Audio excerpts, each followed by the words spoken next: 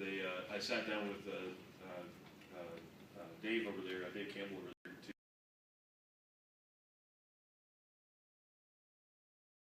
Okay, so let's see. My name is Josh Haldeman. I'm a program chair for industrial design technology here at Cincinnati State, and I've been involved with FIRST since I was a member of the Walnut Hills team, surprisingly enough, back in 1995, before probably most of you were born. So, I had a lot of fun doing that when I was back in high school. When I got to Ohio State, which is where I got my industrial design degree from, I found they had no FIRST team, and I was shocked. So I started one, and that was the Team Toga Party, which stands for Team OSU Grandview, which is our high school, and AEP. And we were preparing and readying today's youth, so hence Toga Party. So all came together. Anyway, I had a long break from FIRST and started, when I started teaching here at Cincinnati State about 10 years ago, found again that they didn't have a FIRST team, and I looked around and I decided this time to take kind of a different attack. Instead of starting my own team, I decided to try and see if I could help out the teams that were already out there, because a lot of people were missing like mentorship support and potentially sponsorship and things like that. So started helping 1038, and actually the way I got involved was with Colerain, Team 144. I sat down with Dave over there, Dave Campbell over there, to talk to him about what he was doing with FIRST and see what was new in the past 10 years since I had been involved last. And found out that 144 was my old Walnut Hills teams. So I was like, holy crap, that's amazing. So yeah, but small world. But anyway, so I started helping them, found out about 1038 still being around, and we had all gone to Florida when the national competition was held at Epcot Center back in the day, and together. So I recognized like Paul George and Celeste. I think you were involved at that point, weren't you, or was that after that? What point are we talking about? This was like back in like 95, 96, around that time. No, I didn't know about No? FIRST Okay. at that point. I just All right. had moved to Cincinnati at that point. Oh, okay. All right. All right. So anyway, my professional experience, after I graduated with my degree in industrial design, I started working for a company downtown Cincinnati called Fisher Design. And when I was working for them, I was their go-to graphics and computer expert, wizard, whatever. And worked on projects for things you guys probably own, probably someplace. If you have a Scott's lawn spreader, I designed the bucket for that. If you have, yeah, it works good. All right, yeah. All right. The second generation Brita water pitcher, the blue one, I did the design work for that. Any Hamilton Beach product, practically for the last 10 years, did the design work for. And a Sony PlayStation, I did packaging for the PlayStation 3. But anyway, so I started teaching here because I was interested in the subject, and I had actually taught engineering graphics classes at Ohio State, and I really enjoyed the opportunity, and was doing it part-time at that point, and working at Fisher, and also running my own design business. Because I'm a maniac, and decided about 5 years ago that this was what I wanted to do for the rest of my life. So took the full-time job here. I still run my design firm, so I can stay on top of what's new in the industry. But my company's called Paradise, and I design a lot of different products, mostly for smaller firms. So that's probably stuff you haven't heard of. Only exception would be I've done a couple things for Front Gate. No, but we had a lot of fun with it, and I enjoy doing all the kinds of projects, get out there. But the coolest thing I ever had happen was I had a student come back after getting a degree from my program here, and he said, I just got a job offer and I'm making $60,000 a year. And he just started like bawling, you know, and I was just like, dude, like, what's the matter? He's like, I've been on welfare my whole life. And I said, you don't understand. Like, I can buy my kids like food and things they need and stuff now. And like, I just wanted to thank you. You know, I was just like, wow, like, I love my job. This is awesome. So I was like, okay. I've been teaching here now for 10 years, like I said, and I'm the program chair for the industrial design program here at the college. It's an awesome program. We have a lot of fun with it. We were just down at the Maker Fair last weekend with our MakerBot, where you guys saw me. And we also have a couple other 3D printers here on campus, so if you want to see those later on, we can check them out. But a lot of different fun toys and stuff we get to play with, and the college buys us anything, so yeah, it's great. I want to come back to school. Yeah, really, yeah. One of the things that, yeah, sir. Anybody Yeah. got the survey? Or just before you get started? No, go ahead. Everybody got one? Yeah. Okay, thank you. All right. One of the things that the college invests heavily in is the software that we use here at the school. And so we have just about everything, which is why we're hosting this here, because we got all the machines already installed with Inventor and 3DStudio Max, and about 5 or 6 other software packages that are also good to know, but we probably won't cover today unless somebody really wants to know it. But I started out using 3DStudio Max. I don't use it regularly because not many professionals do, except unless you're in the movie industry or something like that, it's usually not very commonly used. Their Inventor software is a little different. It's a little more widely used, and the fact that Autodesk is sponsoring the competition means that we're using that software this year. However, I also know that Team 144 is using SolidWorks this year. And I'm not sure what their involvement is in the competition, but I just know that Coleraine has SolidWorks, so that may be why. Anyway, I wanted to start off with a question. I have it kind of set up so that the first thing we do today is go through 3DStudio Max.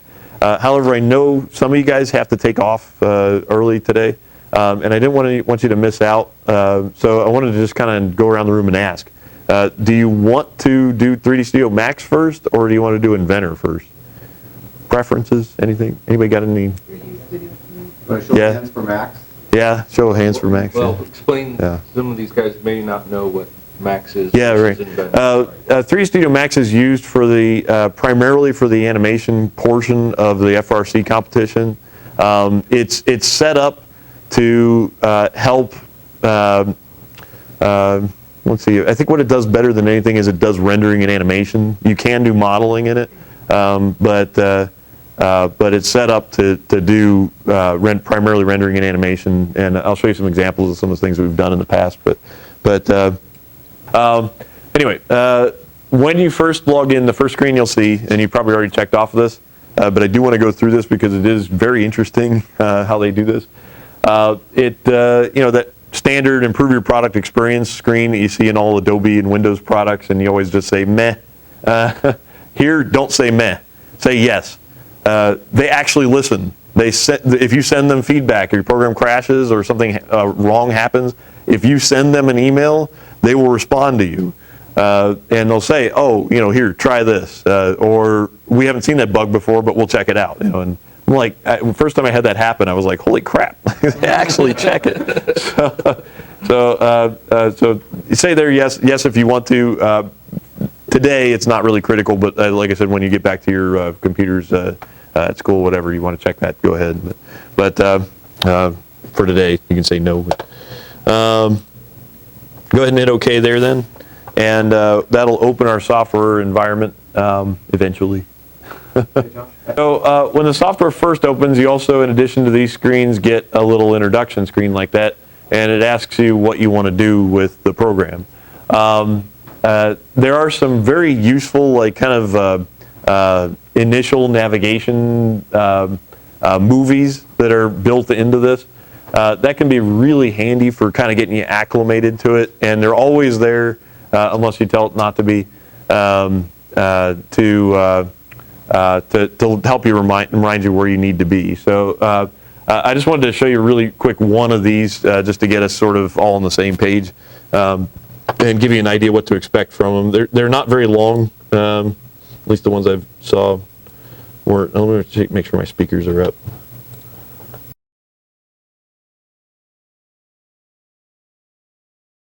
Create objects using the Create panel. All right, so quick question for you. after watching that video.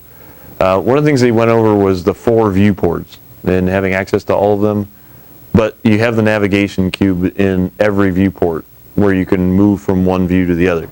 So why do you think there's 4? Anybody had a drafting class already? Any point? No? Okay. Are you familiar with XYZ coordinates and things like that from like geometry class? Yeah? Yeah. What grade are you guys in anyway? Yeah.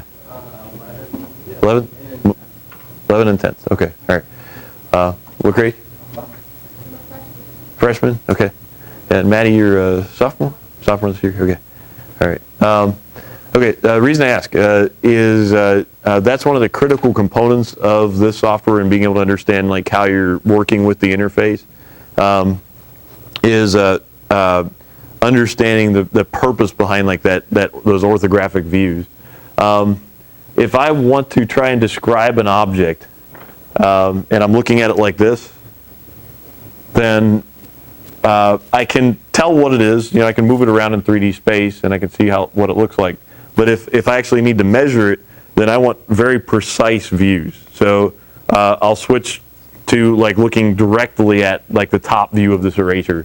And I'll say, okay, what's this dimension, the height dimension? What's this dimension, the width dimension? And then I can switch to the front view and I can say, okay, what's the depth dimension, which would be the third one. This thing's falling apart. We spent all the money on the programs. We didn't have anything left over for erasers, sorry.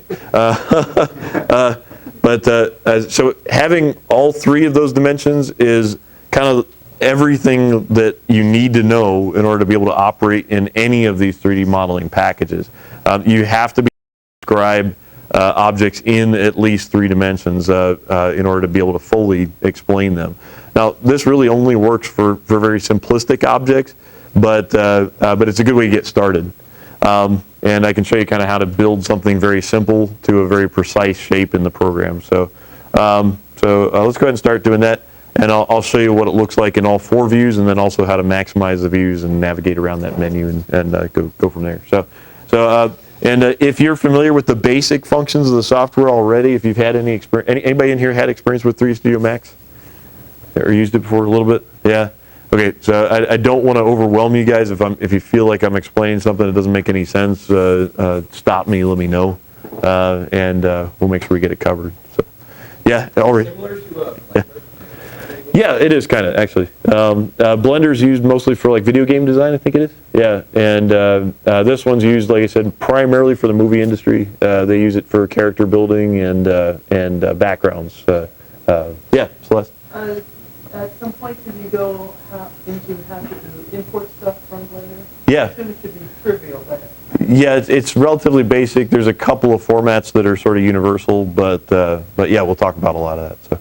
So let's back out of here and let me show you or take you on a quick tour of the environment here, because that video wasn't terribly descriptive. It gave you kind of a basic overview, but if you don't want this initial window to load up at the start, obviously you can uncheck that box down in the lower left-hand corner, then go ahead and hit close.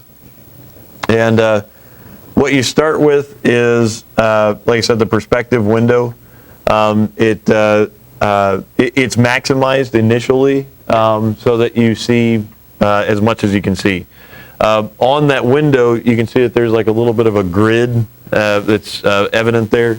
There are 2 axes on that grid that are dark. They're black, actually. And those 2 represent the X and Y axes in this orientation, with X going, well, let me just point it out, from here to here, and Y going from here to here. You can tell this because you can see in the lower left-hand corner that there's a little navigation icon. That's extraordinarily handy for trying to keep track of where you are at any given point in time. So if you ever get confused about how you're looking at your object, reference that little navigation icon. It'll help you out tremendously. The Z-axis on any software you ever use anywhere will always be blue. It's just universally like that. I have no idea why, but it is. So they made a standard and everybody decided to stick with it. So Z is up and down. X is always red. It's always, usually horizontally oriented, but it depends on how you're looking at your scene. And then Y is usually back and forth or up and down, again, depending on how you're looking at it. And it's always green. So if you remember that, X, Y, and Z, you'll be okay. Also, it's handy to remember it like that. It's the last 3 letters of the alphabet X, Y, Z, right? So X is first, Y is second, and Z is third. If you remember that order, it'll help you when you have to input coordinates. So, like, say if I tell you to go to 3, 0, 1.5, then that would mean 3 on the X, 0 on the Y, and 1.5 on the Z. And then that'll locate a point in space. And that's the only reason they do that with X, Y, and Z, is to try and help you to navigate through your viewing environment. That's, I think, the most important thing that you need to know about working in Max is the navigation. But once you understand kind of how that's set up, then it's just a matter of finding all the tools that you need and start building stuff. Max is set up in kind of a peculiar way in that they try and give you some basic shapes to get started with, and those are actually already all displayed over on the right side of your screen. They were calling that the command bar, and you'll notice again there are tabs up at the top that all have icons that don't look like they mean anything at all. They're useless for that matter. But we're currently in the tab that's called Create. Everybody see that? Up at the top, if you hover your mouse over, it'll actually tell you what tab is what, because they know those icons don't make any sense. So first of all, you have Create, then you have Modify, then you have Hierarchy, which is an interesting one. We have Motion, Display, and then Utilities. So under the Create menu, there are options for creating something. You guys are probably already starting to do stuff. I hear a lot of clicking and stuff back there. So what have you done so far? Made a cube. Yeah, you made a cube. All right. So you designed a teapot. Nice. Yeah. There's an interesting story behind the teapot. Anybody know why you have all of these basic primitive shapes? Box, sphere, cylinder, torus, and then for some stupid reason, teapot? Yeah? One of the biggest things to do in some of the first rendering was to be able to do something as complicated as a Yeah. teapot. So I don't remember the gentleman who did it, but it was all a big brouhaha when he was able to Yeah. measure and do a teapot that actually works real. Yeah. Yeah, there was a guy, and you're right. Now that I'm recalling this, I can't remember the guy's name, but he was one of the founders of trying to introduce like a graphical interface on computers, and wanted to show how easy it was to do stuff. So he modeled a teapot. So frequently, not everywhere, but frequently you'll see in primitive shapes like a model of a teapot, and that's homage to him that. Saying, hey, thanks for making our environment work, So, it used to be the way that you did everything was you input command lines, and a pro engineer was like that, and it was a nightmare. You had to not only understand what you were building in 3D space, but you also had to know what to type. So you would say something like, create box, comma, 0, comma, 1, comma, 3, and then it would build a box starting in that location, then it would come up and ask you for the scale, and you'd input the scale, and oh my god, it took it forever just to do absolutely anything. Fortunately, in this environment, when you click on box and you just click in your scene, it starts drawing a box, and then if you drag again, it creates. So much easier, right? All right, so you can thank the teapot guy for that. The other good thing to know about this is notice over here on the, again on the right-hand side of your screen, that down at the bottom, when you create something, it shows you the parameters for whatever that thing is. For whatever reason, it does not give you units. I don't know why it doesn't do that initially, but it doesn't really matter in 3DStudio Max for the most part, because again, you're not modeling real-world objects for the most part. or if you are, the only reason that it's important is because they're related to each other. So, so say for instance, I need to create a version of my robot. So I start out by drawing a box, and then I start modifying that box to look more like my robot, give it some wheels and do all that kind of fun stuff. The only thing that's important is that everything is relatively proportionate to itself. If you need to change it, you can do that over here. And if you prefer working in, like, say, inches or something like that, you can measure things and input the inches down to 3 decimal places. So it's precise enough you could actually engineer a part from this program, but it's not necessary. So underneath that, you also have these things called segs. What do you guys think segs mean? Right, segments. All right. What is a segment? What was it? A line? Yeah, that's true. All right. Pieces is broken up into. Yeah, right. So see how it's only one in all 3 directions right now? You don't see any like subsets of the cube. So try changing that. Change like length to like, do like 8 or something instead of 1.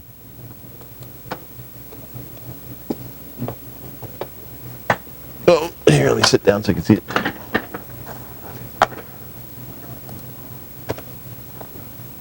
And forget how to make it update. I think you have to actually create a new object when you do this one. It's kind of silly, but it's not showing the coordinates here. Let me see if I can turn them on. Updated it if I get enter. Oh, yeah? Yeah, I couldn't get mine to work. So, all right, so when you create any of the objects in your scene, you have the option of modifying them based on parameters. But once you've clicked off of the object, those parameters disappear. Yeah, everybody see that? Like how I clicked on the second box I created after I was creating the first one, and I go back to the first one, those parameters are gone, right? Yeah, so here's how to find them again. At the top on the right-hand side, go to the Modify menu. Now see how they're back? And that's how to find them, basically. And mine still says 8, but it's not showing up. Let me see if I can make it show up here.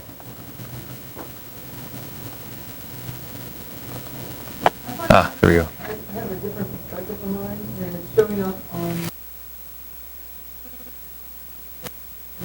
Yeah? It's showing up as settings there. On the other ones, yeah. And I'm noticing that if I turn off my shading, which is up at the top of the screen in the upper left-hand corner, that I can see the subdivisions then.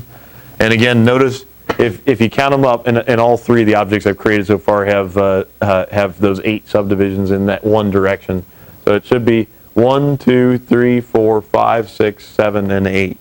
So that's how it divides it up. It's all so that the total number of units is always 8. So there isn't a very good way to break it down so that you have like uneven distribution of those bars. So it almost always is even. The reason that you might want more segments than another, why would you want more segments in an object than not have, or to have less? So, yeah? Can you modify individual segments? Yes, right. Yeah, so anytime you want to change the shape of that object, if you have more segments, you can modify it more. So what's the reason that you shouldn't have like 10 million in there? Slow your computer down. Yeah, right. It makes everything bogged down to a crawl, the more segments you have. So it also makes it harder to edit like a whole object if you have more than a certain number of segments. So it's good to practice getting efficient at deciding how many segments you need. By habit, they used to actually break these down into like 8 multipliers of 8. So that's why I chose 8 by default, because it's just ingrained into me. But it honestly can be anything. If you want to do like base 10, base 2, base whatever, it doesn't really matter. And it's all dependent upon the project that you have. So I've got this object in here. If I pick it, it'll turn white. That's to indicate that it's selected. If I want to modify it, I have to go over to this box again on the right-hand side of my screen, and I have to choose a modifier. I can actually just still change the parameters here if I want. So currently the length on mine is 52.947. That's kind of a random number. So let's change it. Let's make a box so it's all consistent.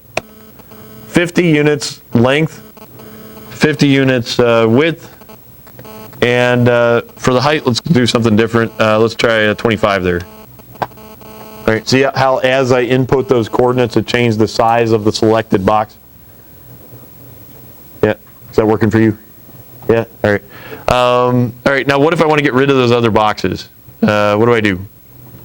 Click on it, press it. There you go. Yep, easy enough. What if I want to change the box that I had so it has different segments? Again, same thing that we did before over in the other view. If I want, like, say 4 on one side and I want height segments, let's do 2. So now it looks really complicated, right? And I'm viewing it in wireframe mode. You have options to view it in different ways. Wireframe is probably the hardest way to view something because it can get very cumbersome when you start adding these segments in there. Shaded is a lot better because it looks more realistic, but you can't see where those segments are, at least not in the perspective view. Jeff, where do you get the menu from for changing? Oh, sorry. It's in the upper left-hand corner of the viewport, and it currently says, I think by default it comes in calling it shaded. And then you have options of choosing from realistic, shaded, consistent colors, and edged faces at the top. And then another set below that where it's facets, hidden line, wireframe, bounding box, and clay. Clay is kind of an interesting one. It's not really for this preview window. It's more for when you do a rendering. It tends to look a little more kind of realistic to some degree. But yeah. If you click edged faces when you Yeah. have shaded selected, it'll put the edges on there. Yeah. Okay. All right. So let's try it. So we got shaded mode and edged faces. All right. So see how it's got both checked now. So now you can see both. If this makes it easier to navigate through, then go for it. One important thing to know about navigation in this program is how to get around your objects. What I'm talking about, you can use that navigation cube at any time. If you click on an edge or a corner or a word, it goes to that face. If you click and hold your mouse button and drag, it'll drag around like in 3D space any way you want. You can also zoom in and out with your middle mouse button just like you can in most programs. If you click your middle mouse button, the wheel I'm talking about here, and drag, it'll pan around your view. And let me see, I don't remember if it works this way. Yeah, no, it doesn't. Later on this afternoon when we're looking at Inventor, you'll see that it has the potential of zooming in where your mouse is located on the screen. And unfortunately, 3DStudio Max isn't that cool yet. So you have to like pan and zoom to be able to like get into like different parts of an object. Let's see. You also have rotating options in this window when you're looking at particular views. So like if I am in the front view, you'll notice it also pops up like a little rotating options up and down. And so I can flip this thing all around in every possible direction pretty much. That's the whole point of that navigation cube. You also have this home button. The home button is useful if you need to go back to basically where you started. That's how it typically is set up. So when you first open the program, that was the home view. So if you ever get lost, you zoom out too far, you zoom in too far, and you can't tell where you are anymore, then just use that home button and it'll take you right back to the basic stuff. All right. There's also another couple of menus on that viewport. The perspective option is a drop down there, and it's got options for perspective, orthographic, top, bottom, front, back, left, right. There's also camera and light options at the top, but we'll get those to those later on. You can do extended viewports as well. That's usually reserved for like if you have 2 monitors and things like that, and you want to show like more than one thing, because if you have more than one viewport up here at a time, you can't really see much detail. So that can kind of get annoying. But, all right, and if you make a mistake at any given point in time, like as far as changing your view, there is an undo view change option that takes you just back one step wherever you were before it. If you hit the plus sign next to the word perspective there, there's options for restoring the viewport. Remember that was that Alt-W button that she was showing you in the video. So that maximizes it or it minimizes it if it's already maximized. I'll show you a couple different places to find that. You can also modify how the view cube, that thing up in the upper right-hand corner, is displayed, or if it's displayed at all. The steering wheel that she was talking about, that can be handy, but I try to stay away from it initially, just because it kind of overcomplicates things unnecessarily. So, but we will get into it, I think, later on. X-View, again, not necessary at this point, but we will get into it later on. And create preview, configure viewports, all that stuff is available. If you click on configure viewports there, you can kind of see where we are with this thing. It's kind of interesting to see how 3DStudio Max sets these things up by default. First of all, there's a lot of options in here. It's frankly a little overwhelming. There are a bunch of different tabs up at the top. Each one has a bunch of different options. These really come into play when you've used the software for a while and you need to do very specific things. And before then, it's not that important. So the most important thing you can do at this stage after you leave here today to help yourself get better with 3DStudio Max is to go home and mess with the basic stuff and make sure you grasp that solidly before you move on. And then that'll help you out. So there are a lot of submenus. There are a lot of things going on in this program. It is a very complex program, but it doesn't need to be hard to use. So don't make it worse than it has to be. There on that front, as far as making it as simple as it can be, and if you don't want to have to remember those keyboard shortcuts, which I don't like doing, or right-clicking or clicking and picking from nested menus, which again are all very annoying ways of trying to organize things. There is a maximize viewport toggle button in the lower right-hand corner of your view of your program there. It's a far left option, far right option, sorry. And that allows you to minimize the perspective viewport so that you can see all 4.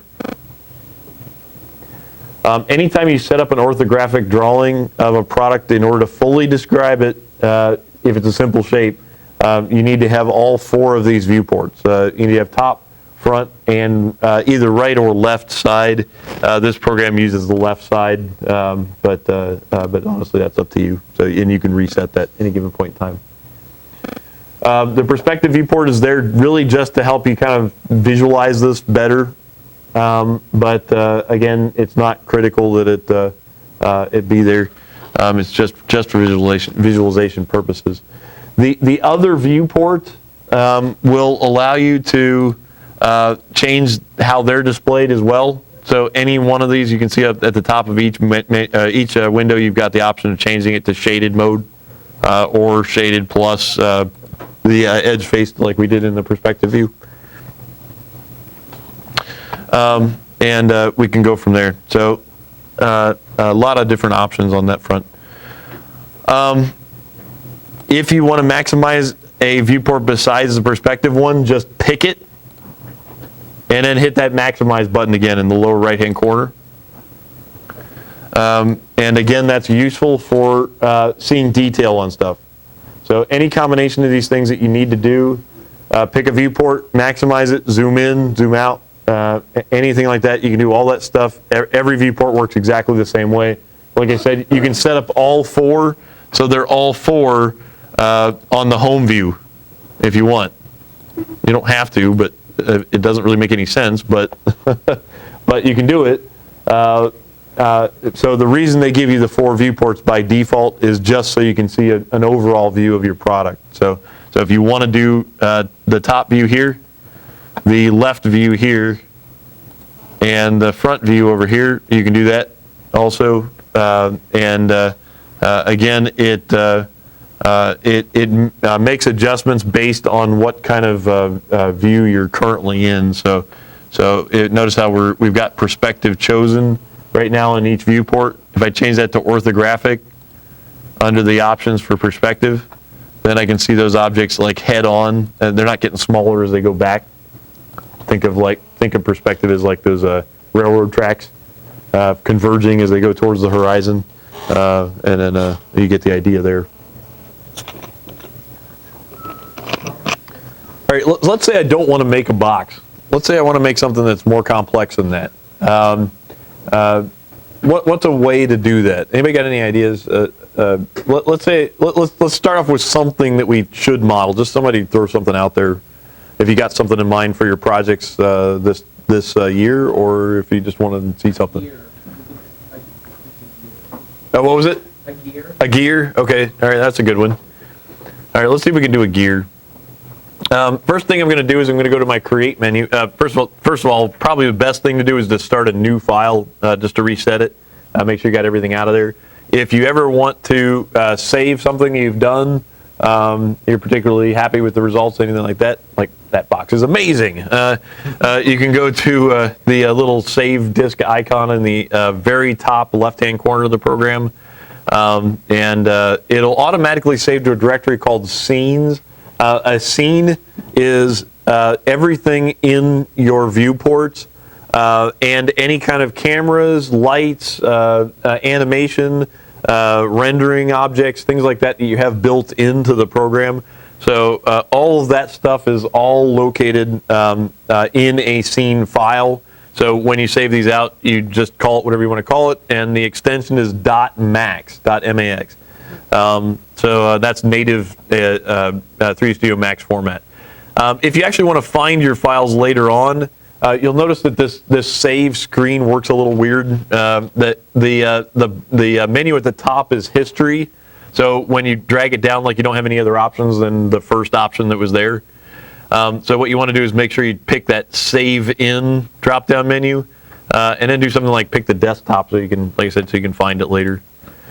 You can actually set it so that it repeatedly goes back to the desktop each time. Otherwise, it tries to save that scenes directory because it thinks that's the default. But I'll get to that one in a minute. So you can call this thing like Cube1 or whatever.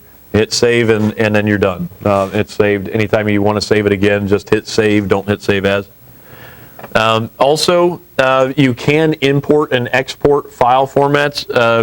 So you can notice under the save option there. Let me open up a save as.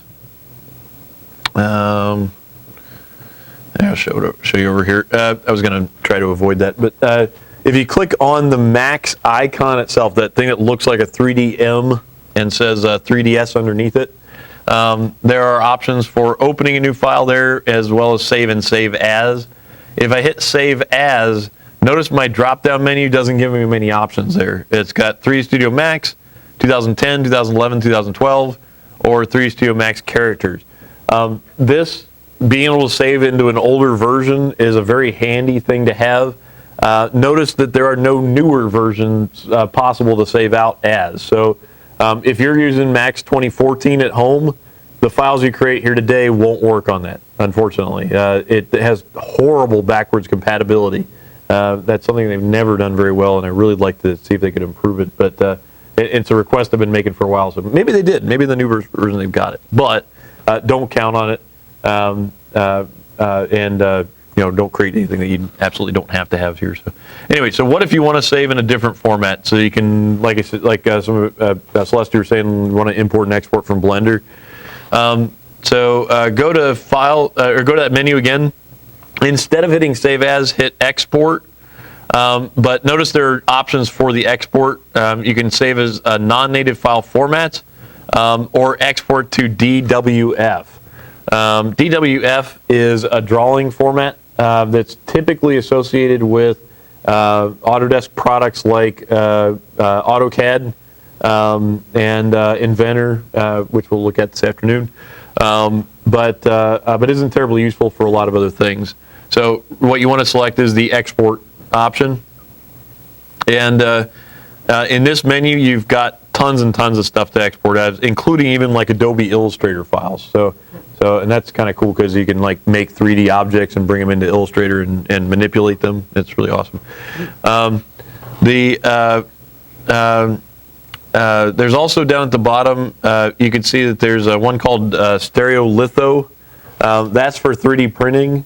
So if you create an object in this program and you want to print it out, you can save it as an STL file and it'll do that. That's a good one.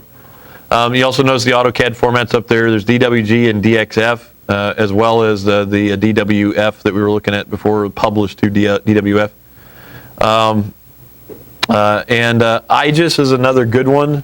IGES is a kind of a universal 3D object format.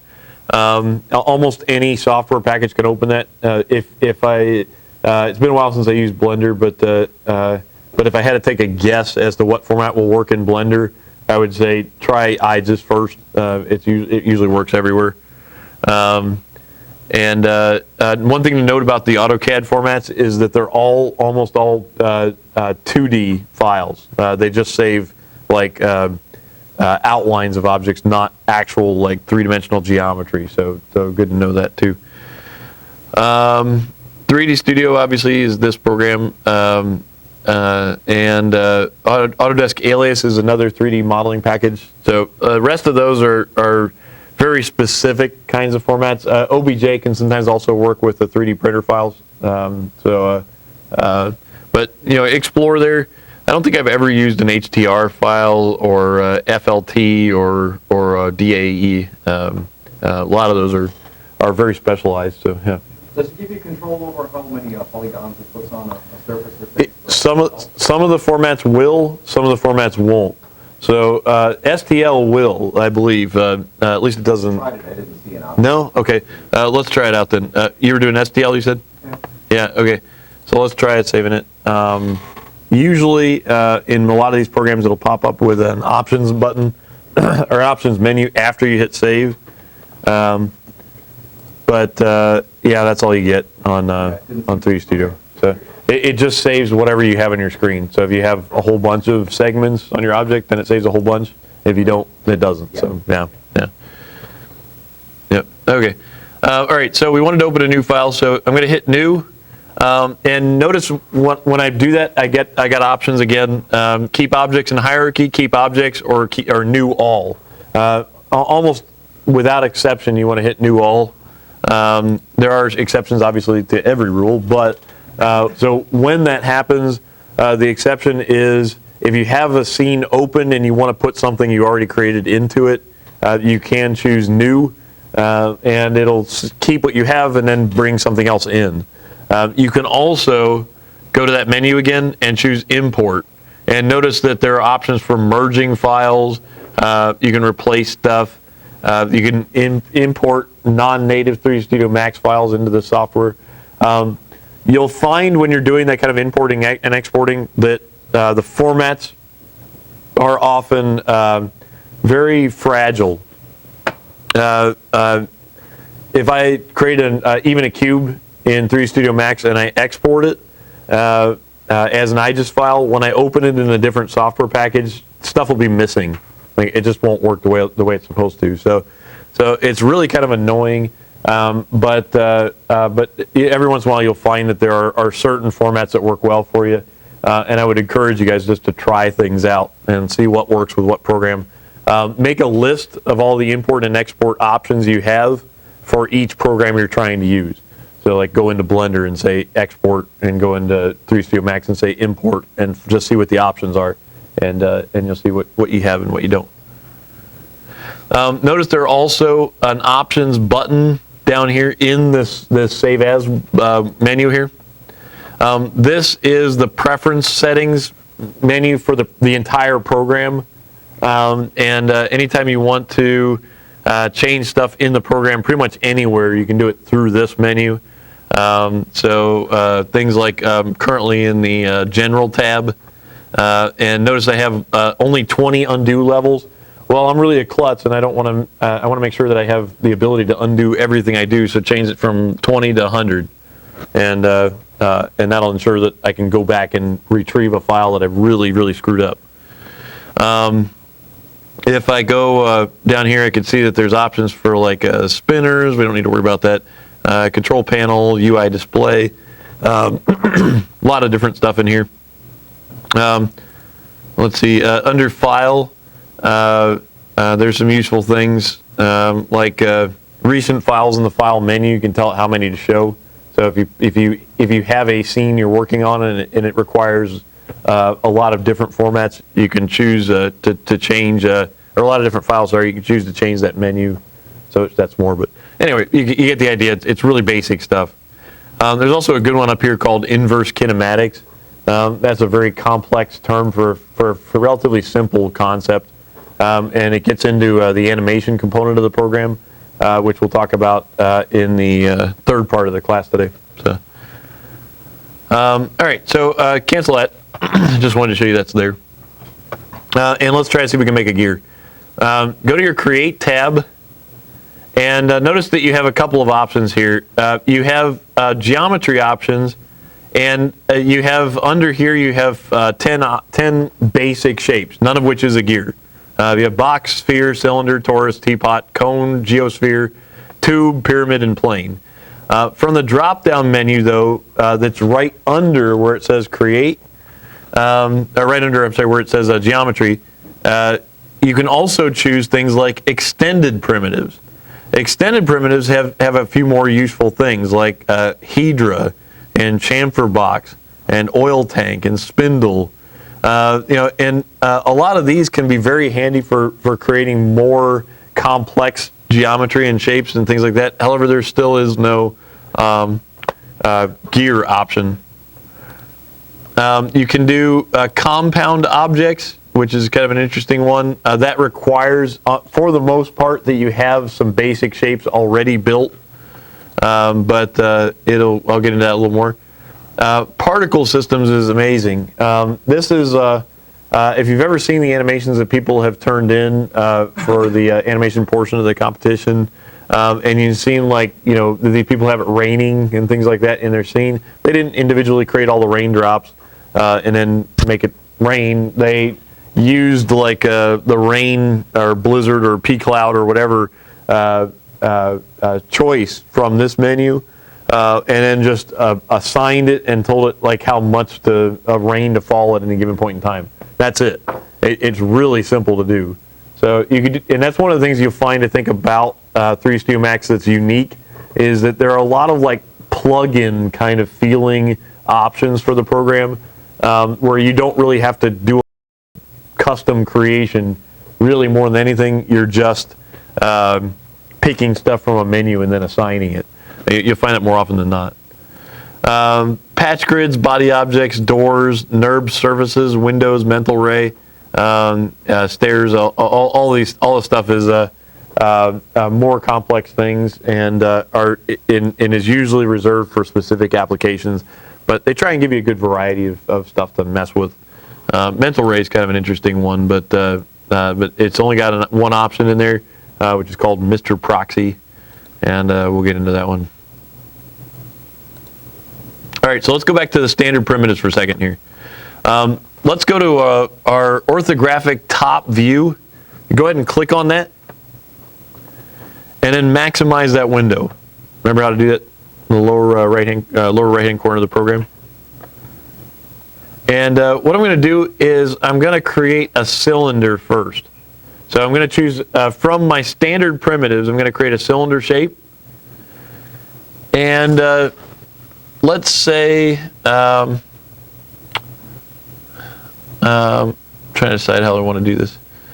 I want to snap to the stuff in my scene. So I want it to be exactly on the origin, so it's centered. The origin being where the X and the Y axes cross each other. So what I'm doing is I'm going up to the top here where I have those little magnet icons, and I'm choosing the first one. It has the number 3 on it. The number 3 indicates that it's snapping in all 3 directions, so X, Y, and Z. And it snaps to grid point. So if I, with the cylinder tool selected and the snap on, I click the middle there, the origin, and hold my mouse button down, I can drag, and notice it's still snapping to stuff, although I can place it in between snaps. So, and it depends on where you click, where it's going to place the object. But if you click like on a diagonal, or I'm sorry, release your mouse button on a diagonal, then that's the extent of the object, but that's kind of hard to measure. So you might want to like click on the X-axis or the Y-axis to keep track of what's where. So let's make a cylinder that's 1, 2, 3, 4 units in height, but 8 units overall in this view. Now remember, but from before when we were doing the cube, remember how we had to first place the base of the cube and then we extruded it up? The cylinder tool works in a very similar way, where the height is set as a secondary operation. So once you click and release to place the diameter of your cylinder, then you have to go back and edit the height. But in the top view, I can't see the height because I'm looking directly at it.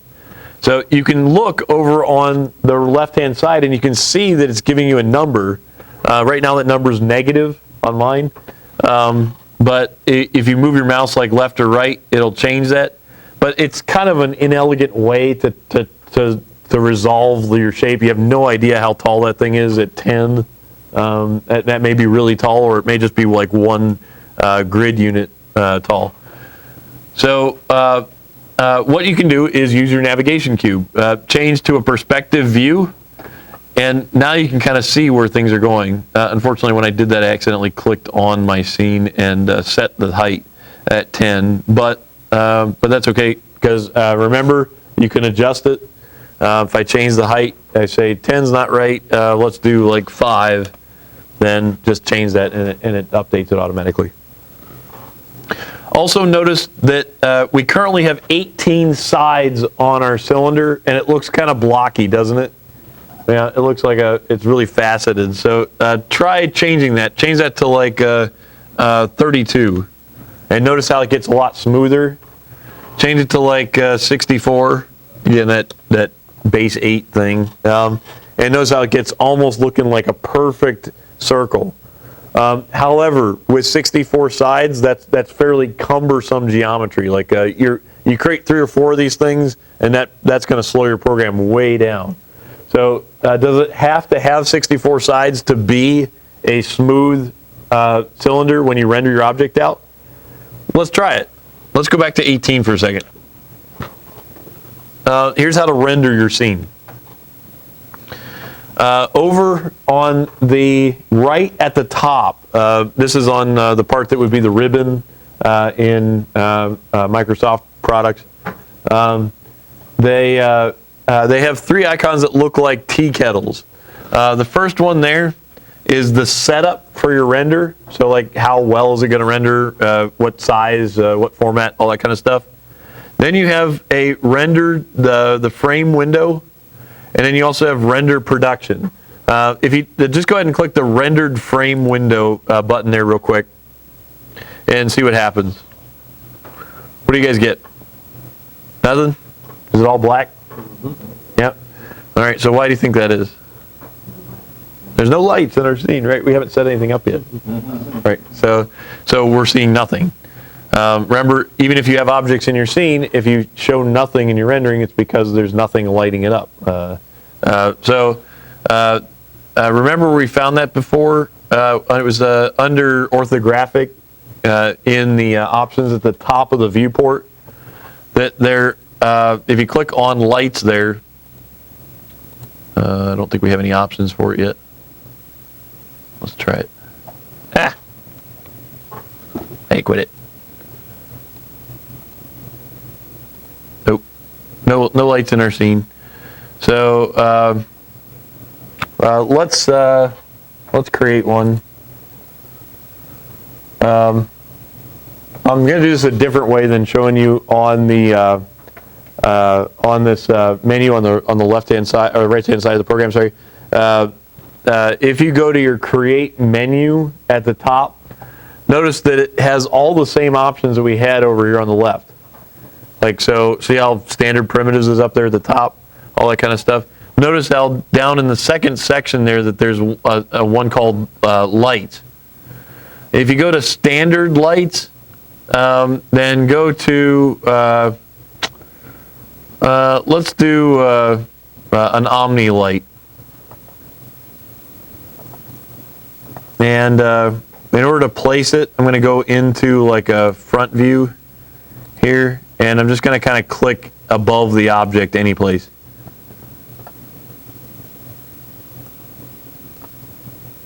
All right, and then that'll give me a light in my scene. We can adjust the parameters for it later, but an Omni light is sort of like a sunlight mixed with what Omni is short for is like omnidirectional. So it's located in a particular place, but it just kind of shines out in all directions all at once. So it's a good basic light to have in your scene to help you to illuminate the objects you have there. If you do like a directional light, then it's more like the lighting in this room, where it's like all in the ceiling of the room.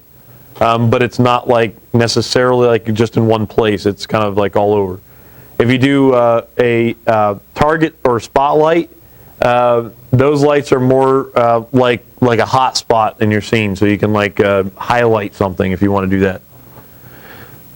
So let's go back to rendering again. And now we got our light placed in our scene. Everybody get that done okay? Yeah? Yeah? My light's not placing. It's not placing. All right, let me see if we can figure out why. And I've had that issue once or twice before. Let me see which issue it is. Now, Disappeared. It exploded. Let's try this. Yeah. Anyways, see if we can get it back. Yeah, there it is. Okay, and we got Omni on. All right, so it should be placing. There it goes. Yep. No idea. It just flipped out for a second or something.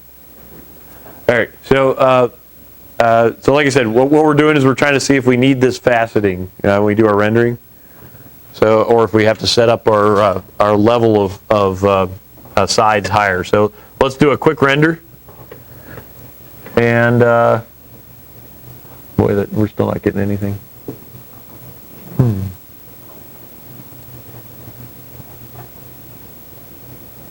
That's interesting. Should be showing up now that we got a light in there. Unless the light isn't bright enough, but yeah. I did some of the render, like I did the render production. Yeah. And after you do that, it shows up. Oh, interesting. Okay. All right, let me try picking it then. See if we can make it work. Yep. Yeah, that's interesting. Huh. I don't know why that is. Yeah, the render view or frame window is supposed to be like a test render, and usually it works, but there must be something up with it. Anyway, notice how the object still looks kind of faceted. That can be because of a number of different things. It might be because we only have 18 sides on our object, but it might also be because of the quality of the rendering. So let's eliminate that from being a possibility as far as editing this object and manipulating it. Down at the bottom, notice how you have options for this stuff. So like image precision is one. It's currently set on medium. Take it up to very high. Glossy reflection precision doesn't matter. Glossy refractions precision doesn't matter. Soft shadow precision, none of that stuff matters. Final gather precision, that does. These are all down at the bottom of this thing. Sorry if it's too far down there. And then trace and bounce limits relate to the light source and the rendered object. So the max reflections and refractions, all that stuff is just related to light. So once you got that, you can hit render, the render button again there, and it'll re-render your scene with more precision. And you can see there that it took a lot longer to render. It actually did a couple of passes on it. But when it gets done, it still looks faceted. So the answer to your question as far as does it need to have more sides is yes. In 3DStudio Max, it does have to have more sides. So Josh, once you render there, is there a way, can you manipulate the view? Yeah, you can manipulate the view, but you can't manipulate that rendered image. It's a static image. Because I rendered it from a front view and yeah. I've just got. If I change like the angle on it while it's open, I think it actually does re-render. I don't remember actually on 3DStudio Max. We tried. No, you actually have to hit render again. But it'll just render whatever's in your viewport. So if you can't see stuff, then it doesn't work. All right, so that render tool can be really handy for showing you what your object's going to look like and making sure that your scene is set up the way that you want. If I want to go back and I want to edit that cylinder, how do I do it? Where do I go?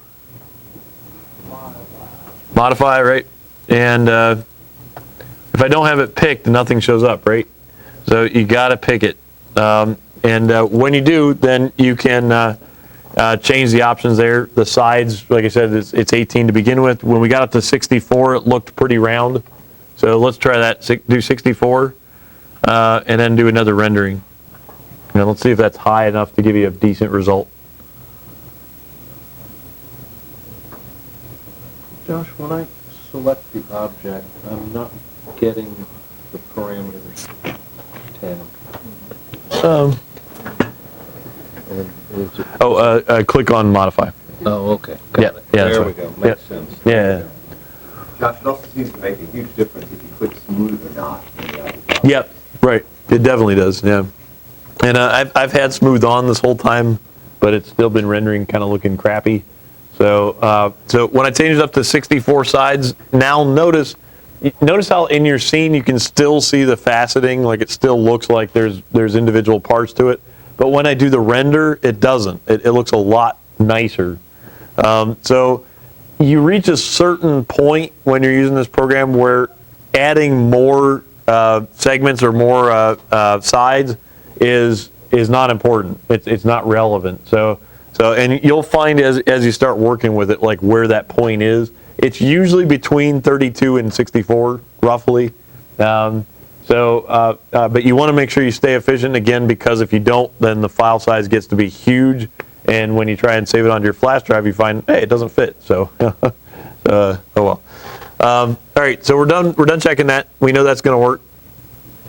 To do a gear, let's see. One of the things I wanted to do was I wanted to show you how to build like a complex shape that out of basic primitives. So let's go back to our top view. Remember, we can do that all in this one viewport. We don't need to switch. And let's do a box. This is going to be kind of a rough gear, but it should work. I'm going to also turn off my snap here. Well, now I'm trying to decide if I want to or not. Now let's leave it on because it'll be more precise if I leave it on.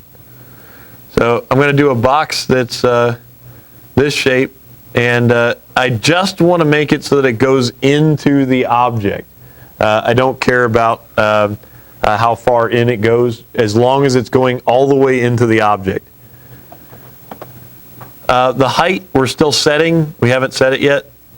I'm going to try and, stupid thing does it all the time. If you change your viewport, it always seems to click and accept the height setting. So you have to go back over and reset it over on the left-hand side. So it's currently 30 on mine. I want it to be 5 because I want it to be the same height as the cylinder. And when I do that, we're good. I had my length, width, and height spans still set where they were set before, which was 8, 4, and 2. It remembers that stuff. So when you save it out and make sure that it's something that you actually want, you know, because it's going to keep coming back.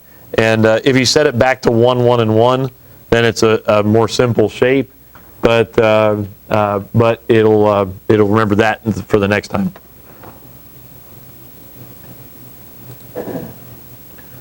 Okay, so we've made some progress here. Our shape is looking a little like a sort of like a gear, or it's got one tooth right now. My plan is I'm going to take that and I'm going to just make it go around the center there. So how do you think I would get started with it? What do you think the process is? Walk me through it. What was it? Clone it. I still didn't hear you, sorry. Clone it. Clone it. Okay, yeah. Good idea. All right, so how do I do that? Right click and then click on. Right click And then click on. and choose clone. Okay, and what do I want? A copy or an instance or a reference? What do you think? What would you think the difference is between those?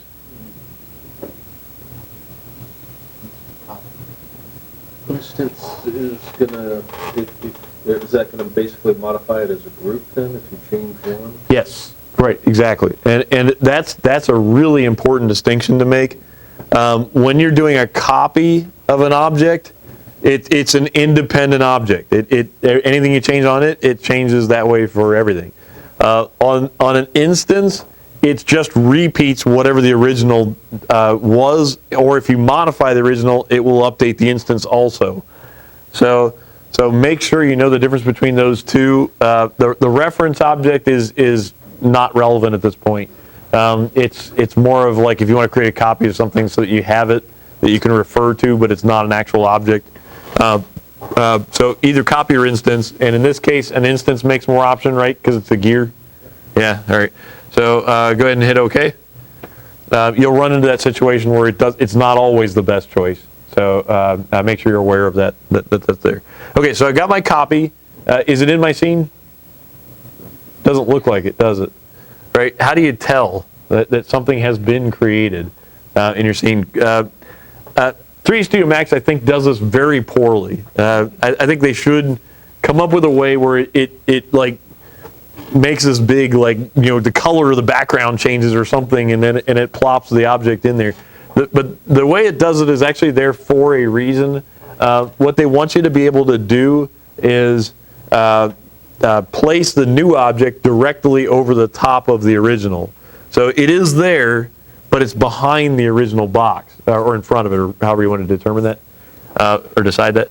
The way you can tell what you've done before you create like 5 million of these things, saying it's not working, is go to the Select by Name button that's in the upper left of your program. It looks just like the Pick tool, which is called Select Object, but it's called Select by Name.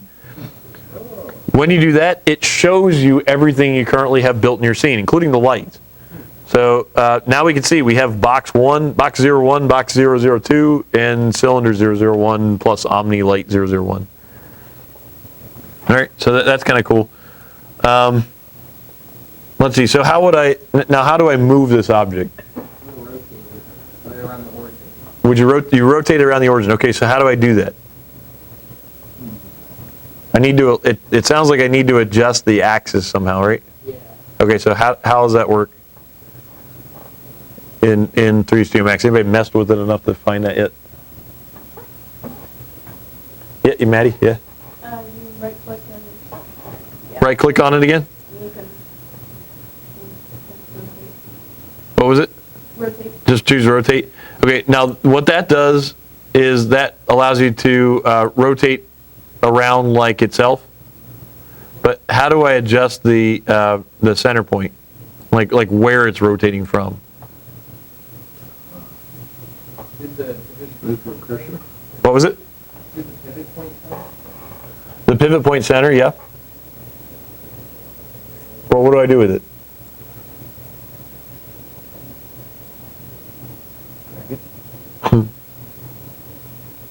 This one's a really, like, it should be simple, but it's not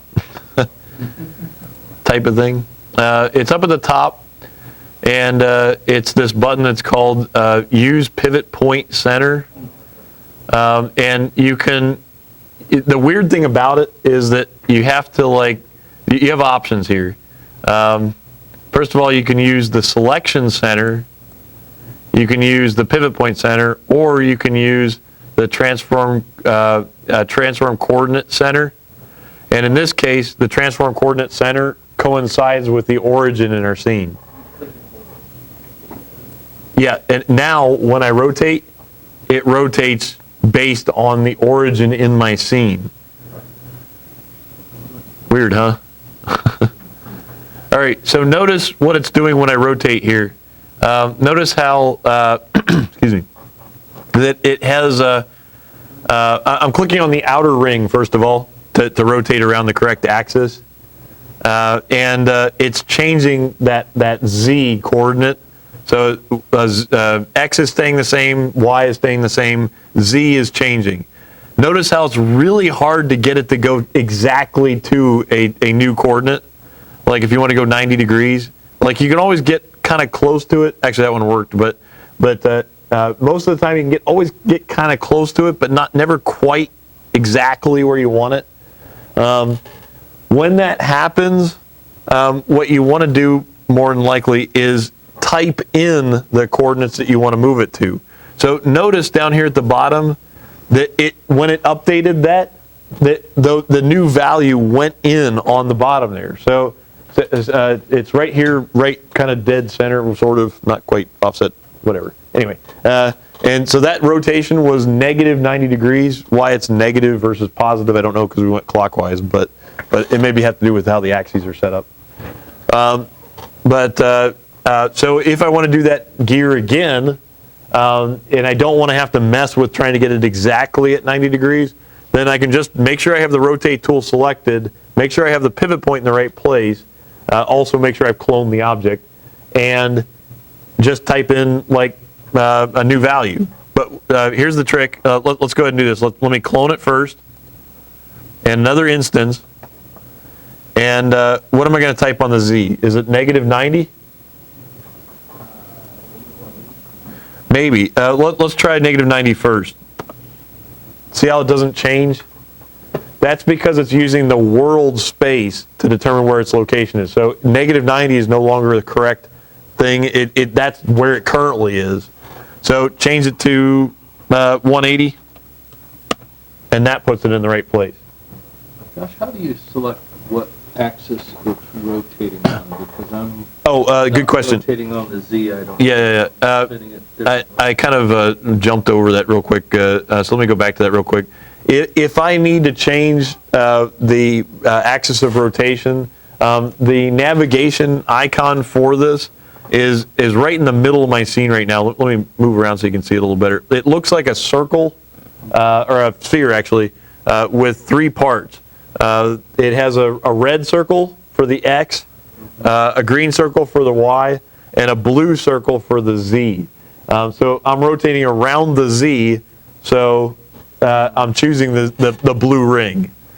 And that's how I got to rotating on the Z. Now, you don't necessarily need to select that ring because you can just enter the values. So if you in like negative 180 or 180, whatever, it'll work. But yeah, Maddie? I'm having trouble moving it to the rotating, like the three parts of that. You getting the pivot point in the middle, or getting it to rotate at all, or? No. Well, let me come back there, cause yeah, let me see what you got. You have the pivot point center? Okay. Yeah. All right, so we got three of our cubes here placed. I need to do the last one. So again, right-click to clone it, and then the last position. Now we know how it works. We can type in 270, and that'll put it in the right place. Now that looks like a really simple, basic gear with 4 gears on it. Obviously, there aren't many gears that really look like that. So let's add 4 more, but this time let's do it quicker. Hold down Control on your keyboard and pick the other 3 squares there, cubes there. All 4. Yeah. So you should have all 4 of them selected when you get that done. Now right click and say clone. And I forget if that works to copy all of them or just one, but let's try it. Let's do rotate to 45 degrees. Dang, it just does, well, okay, let's check something here. Yeah, we did get 4 more boxes, but now they're all rotated to that 45 degree mark. See that?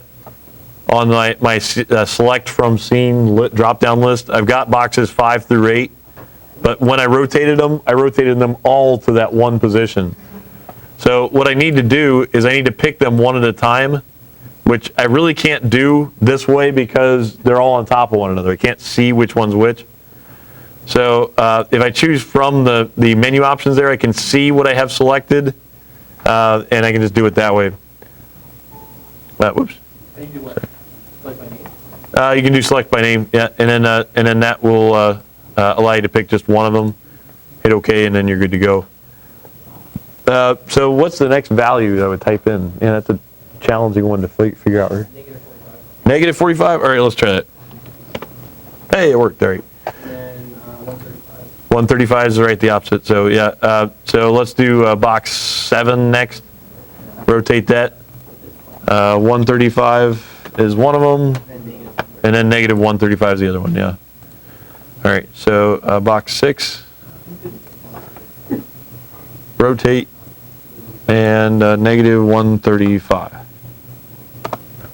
Okay, so now it's looking more like a gear. That makes a lot more sense. What's a critical part that it's missing that every gear should probably have? Yeah, exactly. It's got to be able to rotate around something. So let's take a look at it though before we add that in. First of all, go up to the top, hit save, and again, navigate to your desktop if you're not already there. But go in there and hit. I just call it the gear and your name, and hit save.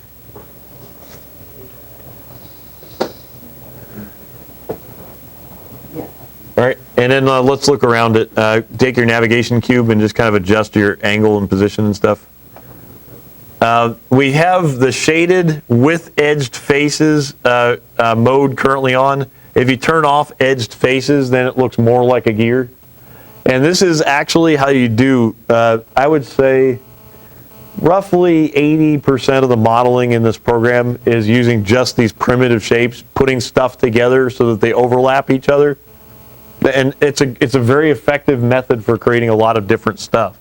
So, good way to go to get into the software. When you want to start doing more complex shapes and things like that, then it gets a little more challenging. But I can show you how to use these primitive shapes to create just about anything you want. In fact, I was astounded one time. I went on a tour of a company here locally in town. I won't divulge which one because I don't want to embarrass them. But and I was talking about like how difficult this program was to use, and they said, "What do you mean? It's not that hard." And I found out all they knew how to do was create primitive shapes. And I was just like, "That's it? That's all you can do?" Yeah. Like, how long have you guys been using it? Oh, 10 years. You're like, really? Jeez. So, and they do some like really complex forms, but so I was really amazed. But you can do a heck of a lot with just these primitive shapes. So great way to get started, great way to get into the software and get comfortable working in the environment, getting used to how the zoom and the navigation cube work and everything else. So it can be especially handy. Let's see. Anybody have any other issues with that? Getting stuff to work right? Yeah, yours still isn't working? Yeah. Ah, dang. All right. So I'm going to have to look that one up, see what the problem is. Talk a little bit about that, like the idea of the pivot point center. Like every object has Yeah. a point, right? Right. But there's also a global center. A global pivot center. And typically it's at your origin. However, as I was walking around, I noticed that some people's pivot point center was not on the origin for whatever reason. One way to get past it, if you ever need a pivot point someplace where there isn't one currently, and it has to be there, like if this whole object wasn't in the center of my scene. What you can do to get around it is what I was showing Maddie there. Pick 2 objects that are on either side of the center point, and then tell it to use the mode up here at the top where we got that that thing. It's the one called Selection Center, and then it'll bisect whatever you currently have selected and just put the pivot point there. So that's a much faster way to do it, and will net you better, more quicker results. All right. So there is also a way to array objects in this program. It's been a while since I did that. I believe it's under the modifiers. And sometimes that will work much easier than doing it this manual sort of way. But check out your modifier list when you have a chance, and just see everything that's in there, because there are some really awesome options. We'll actually look at that next when we need to do our hole in the middle. So everybody's caught up to this point, though? Yeah, you're still working on it? Is there a way to like rotate around the scene instead of just standing? Just clicking on the navigation cube and holding your mouse button, you can drag and Oh, okay. yeah. Oh, wow. Yeah, that works a lot better. I just like using that cube, you know? Yeah, and it's a handy cube to have, but its functionality is not terribly like obvious. Everything that it can do.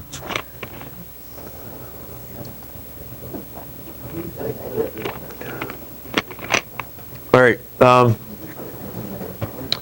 So let's see. Let's take a. Yeah, sorry. Go ahead. Can you go one more time how to get the center pivot point to the origin? Yes. If, like I said, if you want to do it the easy way, here's what I would suggest: is create a single object. When you pick that, its selection point is where it is. If copy it, and then move that copy like down to the bottom. You should still have your snap on, so it should move down there. And when I say copy, I mean clone, sorry. And then when you choose both objects together by holding down Control, it moves the selection center into the middle. And it does it automatically. You actually don't even have to pick that option from this menu up here. It'll do it automatically if you just pick 2 objects. A hole in the center of the gear. First of all, start by going to your Create tab on the right side of your program. Go to the Standard Objects, choose Cylinder again, and we still got Snap on, right? So go to your either the top or the bottom of your object, doesn't matter which one, in the middle, and let's see, let's click, and notice you're creating automatically. Oops, I don't think I centered that. Let me try that again. Go to a top view. Works a little better. And again, notice when you created it, it's kind of hard to tell how big you're making it, because it's the same color, and unless you change the height, it's the same height. So let's make that 20. Notice it's impossible to tell like kind of where it's putting things. So again, remember at all times that you can adjust the settings for your objects over here on the right side, and that'll let you fix that problem. All right. The next thing then is that under your drop-down list there, you can do what are called compound objects. And one of the options under the compound objects is a Boolean operation. That's a weird name for something that's, again, very simple, sort of straightforward. It's taking one object and subtracting another from it.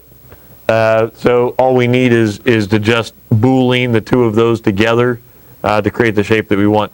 The tricky part about it is knowing what to pick and when. I'm going to try something here and see if it works, because it's been a while since I used this one. We'll make sure it's going to do what I want it to. I'm going to try picking both shapes that I want to Boolean together. That'll be the cylinder, the new cylinder that I just created, and the original one. That turns off the Boolean operation. Okay, so I can't do that. So I'm going to try to pick just the big cylinder then. All right. Then I'm going to hit Boolean, and it's going to ask me to select the operands down at the bottom. Operands are the components of what it's going to do in operation 2. So cylinder 1 is already selected. So if you choose pick operand B, it'll let you pick the other cylinder, and it actually automatically does the right thing to remove it, because it figures out that that's probably the best way. But if yours didn't do the right thing, that's also probably equally likely with this program. So go over to the bottom over here where it says operation, like what you want it to do, and you can change it. So like if I just want to show the intersection, then it just combines those two objects together, and wherever they intersect each other, that's what it keeps. If I do subtraction A from B, it actually does the opposite of what I just said. Like it didn't subtract A from B, it subtracted B from A, but that's the choice that worked. If I do the opposite way, then it does the other way. So it removes A and leaves B.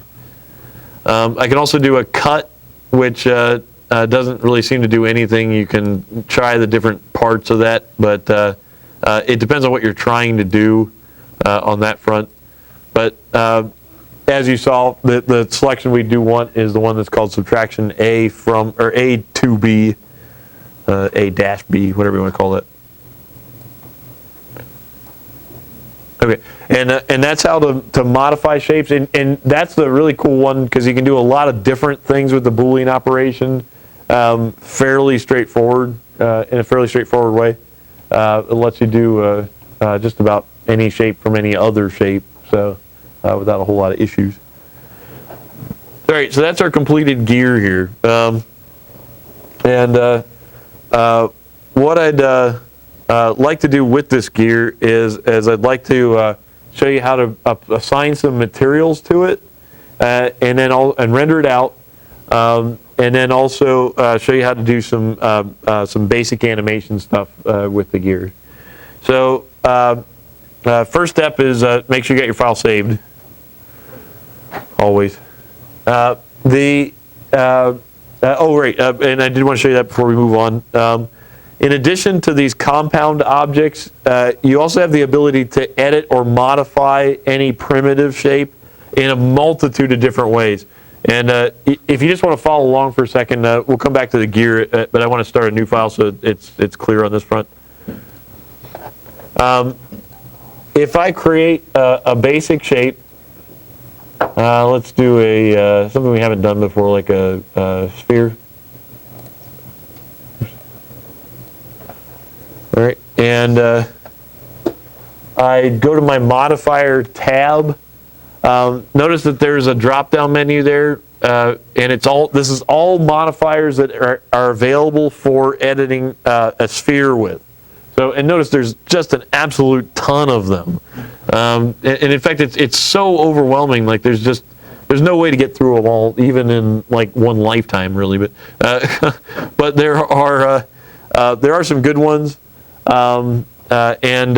These are options for editing the object that go beyond the basics. So if I want to just edit like the size of the sphere, like the diameter of it, that's no problem. I don't have to choose a modifier. I can just have the basic sphere selected and enter the new value. But if I want to do something unusual, then I might want to try like one of these options. And there are a lot of really good ones. But they all kind of fit into categories of things that you can do. So if I were designing this program, I would have reorganized them so that they were in those categories. But one of the best ones that I've seen is STL check. Because anytime you're creating geometry in this program, you're creating surface models, meaning that they don't have any volume to them. They're just shells, basically. In fact, if you zoom in, or if you have zoomed in on the object, you may notice when you go inside of it, you can see that it's hollow. An STL check, what it does is it looks for gaps in between surfaces. So like if I have a cube and I take the top face and I move it out, which you can do in here, then the STL check will look for that gap and automatically help you fill it. So that when you print it out on the 3D printer, it doesn't print nothing, which is what will happen. Yeah, well, it will build supports probably, but the problem is that your walls will have no thickness. So it'll screw up basically. It'll like print like half of a wall. I actually tried it once just to see what would happen, and I did a model of a student did of a chair, and we just took it straight from 3DStudio Max to the printer, and it printed out this like big blob of plastics. So I was like, what the heck is that? I don't even know how it figured it out, but anyway. So that's a good one, but most of these are like some fairly simple things. Edit mesh is a good one, the way this one works is you can pick vertices, you can pick edges, you can pick faces, you can pick polygons, or you can pick an entire element. When you're looking at this, like what you need to have is the edges on or the faces on. So turn that on first. Then choose like to edit a vertice, say for instance. So you pick the first selection there up at the top. These are the ones that are in red. Then you can grab the points. You have to have like a move tool selected or rotate or something like that. But you can grab points and like move them out. So like this is what's called NURBS modeling. And NURBS modeling is very handy. Like I said, that company that I was referring to before, they do nothing but this, and they design tools for an industry that requires a lot of precision, and that's the way they create everything they do. So so you can do quite a bit, even with primitive shapes. Like I did a model of a F-22 Raptor airplane or jet using just a primitive sphere. And I just started pulling all the points out. Like, that's the nose, and then the cockpit was all, custom designed, using the top part of the sphere. And then the back part of the plane was just all points that were pulled out. We did a model of Paul George's head in here one time and made it, animated it talking to just doing like NURBS modeling and stuff. But it's good for doing some basic stuff. The challenging part of it is that it's not easy to manipulate those points. And you notice like in 3D space, like when you try and move them around, like they just kind of tend to move relatively randomly. And it can be hard to get it to do what you want to do.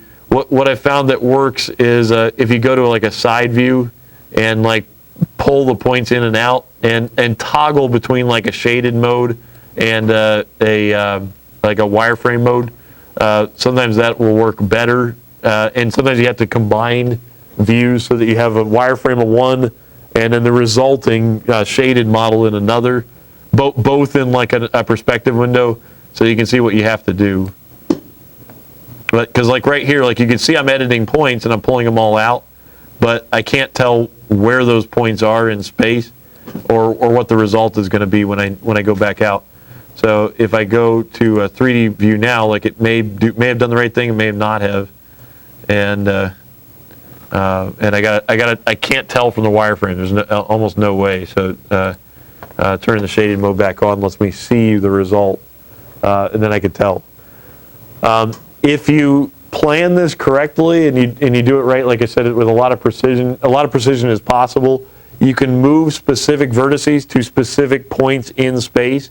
So if you've measured out the points in space where an object is, you can just enter those values like X, Y, and Z, and that point will go to that location, and then everything works the way you want. This is the other reason why you shouldn't add like a ton of segments or sides to an object, because if you do, then you have to edit all of those points. So the simpler, the better, you'll notice that when you do a sphere, like it does kind of tend to smooth itself. I think it doesn't have that faceting problem. But all right. So anybody have any questions about like NURBS modeling? And by the way, you can also do that for not just vertices, but also like edges. So if I want to pick like an entire segment of a line, I can do that. That makes things a little quicker. I can choose a face. So like it just chooses like a half of one of those points at a time, which is kind of funny, but I don't know why they do that. But you can do polygons. That's the whole thing. And you can do the entire element, which is like everything. So a lot of options for that tool. Most of those you almost never use. Like really, you just need to like choose whether you want to move vertices or a face or an edge or whatever. Hey Josh, I think you said something right at the beginning when you select the vertex, and you also have to turn on something to get it to form. You have to have the object selected that you want to modify, and then you have to choose edit mesh from the list of options there. But then you have to select and move or select and rotate them. Yeah. In order to activate them, you have to choose these red tools up at the top. So like the vertices are on right now, see, and I have the move tool selected. See the green one up at the top. Yeah. All right. And one of the cool things is you can draw a box around stuff to move more than one point at a time. So like I could do like the whole top several rows of vertices and move all of them. Oops, sorry.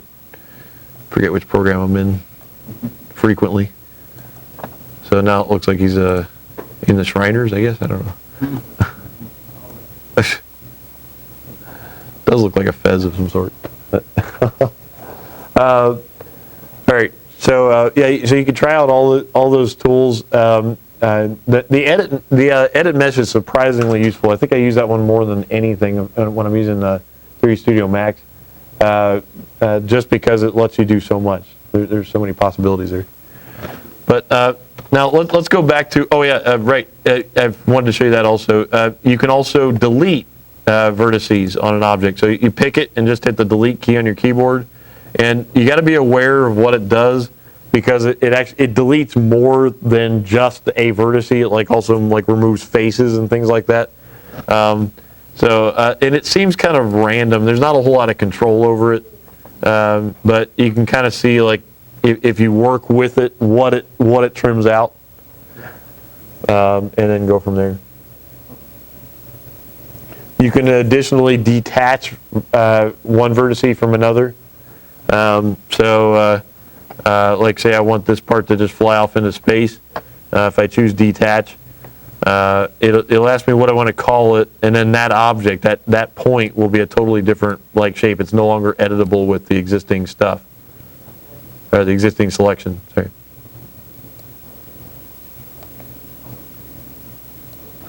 Right. So that can be handy when you have a certain part of your face that's perfect, or your object, whatever it is. When you got it exactly the way you want, detach it, and then you don't have to worry about accidentally like messing it up. So that entire movie, AI, where they had like the parts of the people and stuff like that's how they did it. Map the person's face onto one side of the object and then just delete the back half. So, Hey Josh? yeah. Is there a choice where you can, like when you're deforming edges or points or faces, where it will deform symmetrically to the surface, like always stay orthogonal to it? It seems like that's part of the problem, is you pull it out, and you never pull it out straight from the Right. face, and you probably need to. Yeah, and like I said, the biggest challenge there is just finding a view that works. I try and stay away from doing like edit points on an object that are as complex as this, say, for example, just simply because of that problem. It's hard to get stuff to move the way you want it to. All right, so like I said, sorry, go. Sorry, Yeah. once you're there, how do you get back to the higher level where you would have the number of segments in that? Oh, yeah, okay. Yeah, let's go through that. Just navigation-wise? Yeah, So you can, at any given point in time, you can go into the modifier list, which lists every modifier you add to your object. You can add more than one. And you go through and you just pick the other stuff. So it always goes, the oldest is at the bottom, the newer ones are on the top of your list. So see how edit mesh is there? If I go back to where it says sphere, then it'll come up and it'll ask you a modifier exists in the stack that depends on topology. Changing parameters may have an undesirable effect. The dependent modifier is edit mesh. Are you sure you want to continue? Just go ahead and hit yes. And that'll take you back to like the radius. So like if I go in and change the radius of it, that's not a big deal. It doesn't really mess up the edit mesh. But if you do like a lot of different stuff and you're messing with like different shapes, then you may find that you have trouble getting it to do what you want it to do. Yep. If you make the vertice, if you click on it and then you make it planar, scroll down and make it planar, Yeah. pull on the axis, Oh yeah. you can have Okay. Walk me through that. How do you do it? You click just any vertice, Uh-huh. and you scroll down to planar, where it's like you align, grid line. Is that on the menu on the right? Yeah. Oh yeah. And then you click that, to be able to pull it out on whatever axis. And it's like, it's a snap to that axis. Oh, okay, gotcha.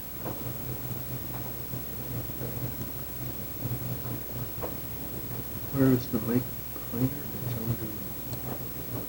Because he was asking if you can pull it straight out. Yeah. Oops.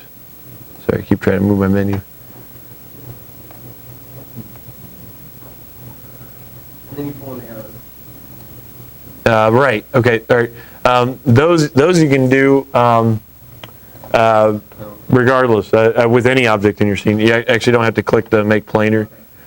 What it does is as long as you've got the indicator showing up, which for some reason it was shutting off on some people's programs. I'm not sure what's going on with that.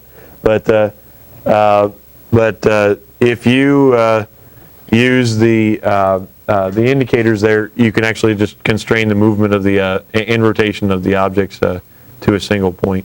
Adjusting rotation of a single vertex really doesn't do much, if anything. But if you pick more than one, then it will.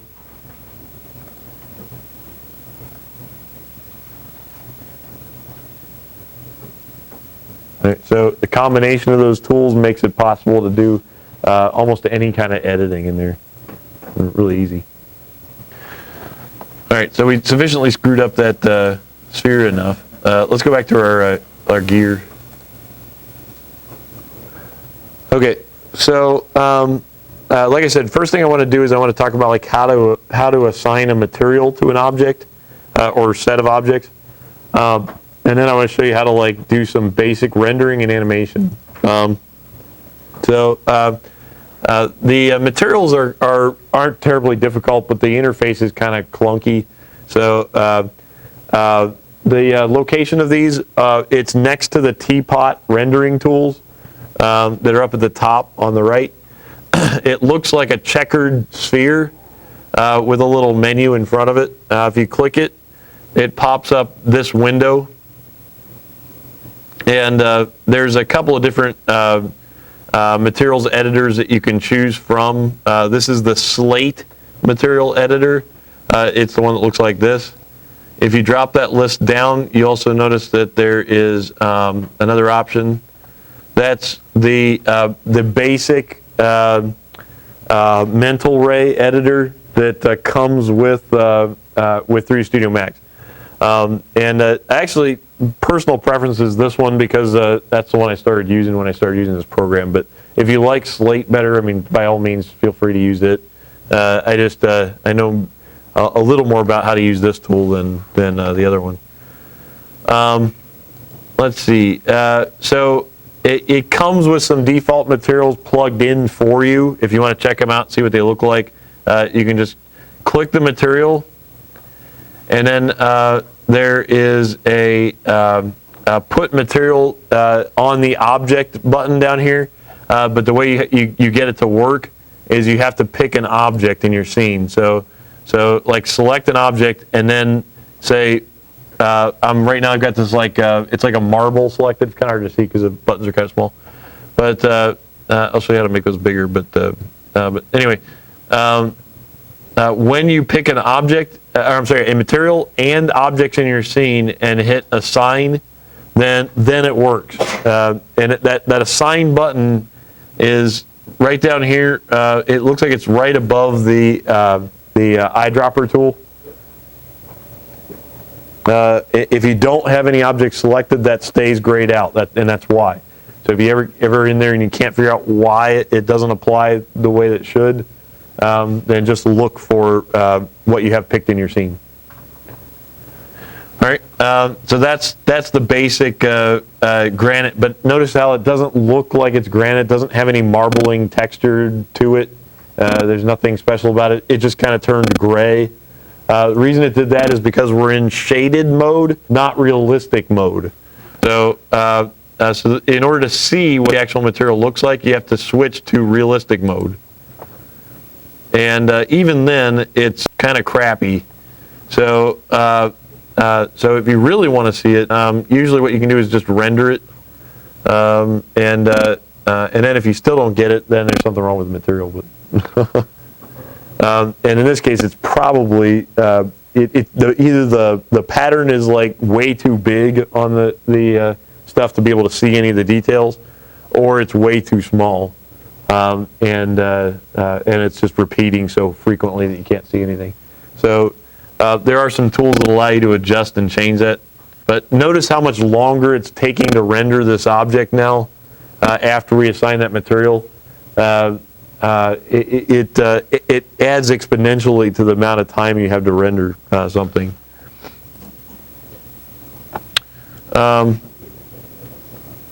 Let me see if I can remember how to make these things a little bigger. I don't remember if it's a right click or what.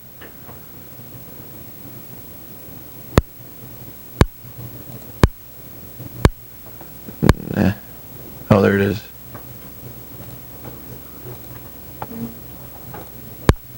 Yeah. Okay. All right. So, sorry. That's how you make them look bigger.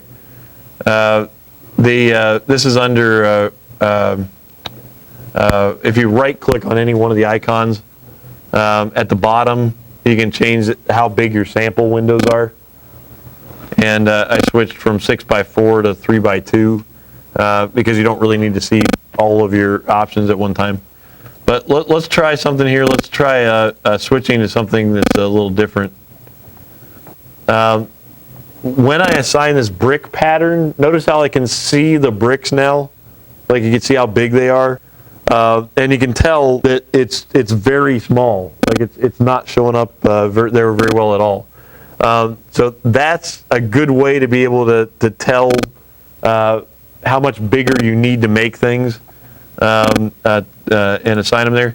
So the options for placement are down here on the bottom.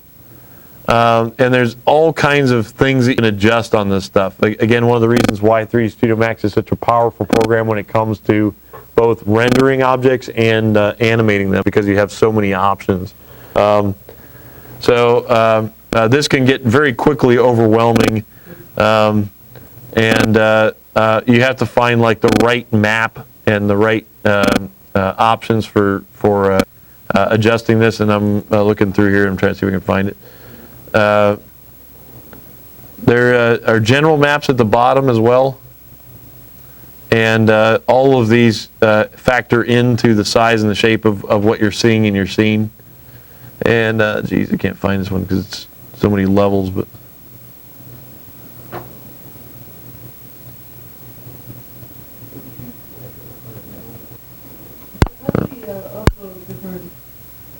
yeah, let me show you that one.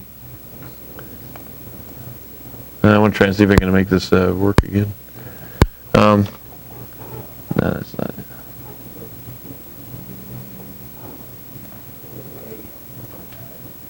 Hey, there we are. All right.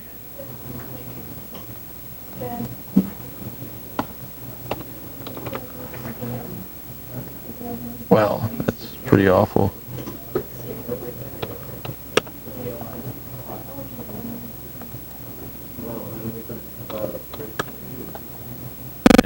much smaller. Trying to find which way to go here. Okay, so, right, it took a while, but I found it. It's under the general maps at the bottom. And then there are settings, one of which is at the top, it's called diffuse map. And when you click on diffuse map, it takes you into, click on the map itself, like lets you pick it. Then you come into this menu and you can adjust the tiling. I changed the tiling from 1 to 0.1, and it made the bricks much more visible. Now notice the problem here. See how it's assigning the bricks like all in a way so that they're oriented according to the objects. So you can very clearly see where all the objects are, and the cylinder looks really weird. It just kind of like spins the texture around the center and assigns it in a very bizarre way. There's a lot more to this than what you're seeing here, and like I said, almost an infinite way to adjust these maps. But one of the best ways to fix this kind of problem is to assign the texture so that it's projecting onto the surface, not so that it's actually on the surface, and using the geometry for reference. And that's all stuff you can adjust in the modifier list there. I want to go through that, but I also want to get to the animation stuff today, and I want to make sure we got enough time for that. So, so if we don't get to that, I'll see if I can post a tutorial online or something like that that walks you through the steps for it.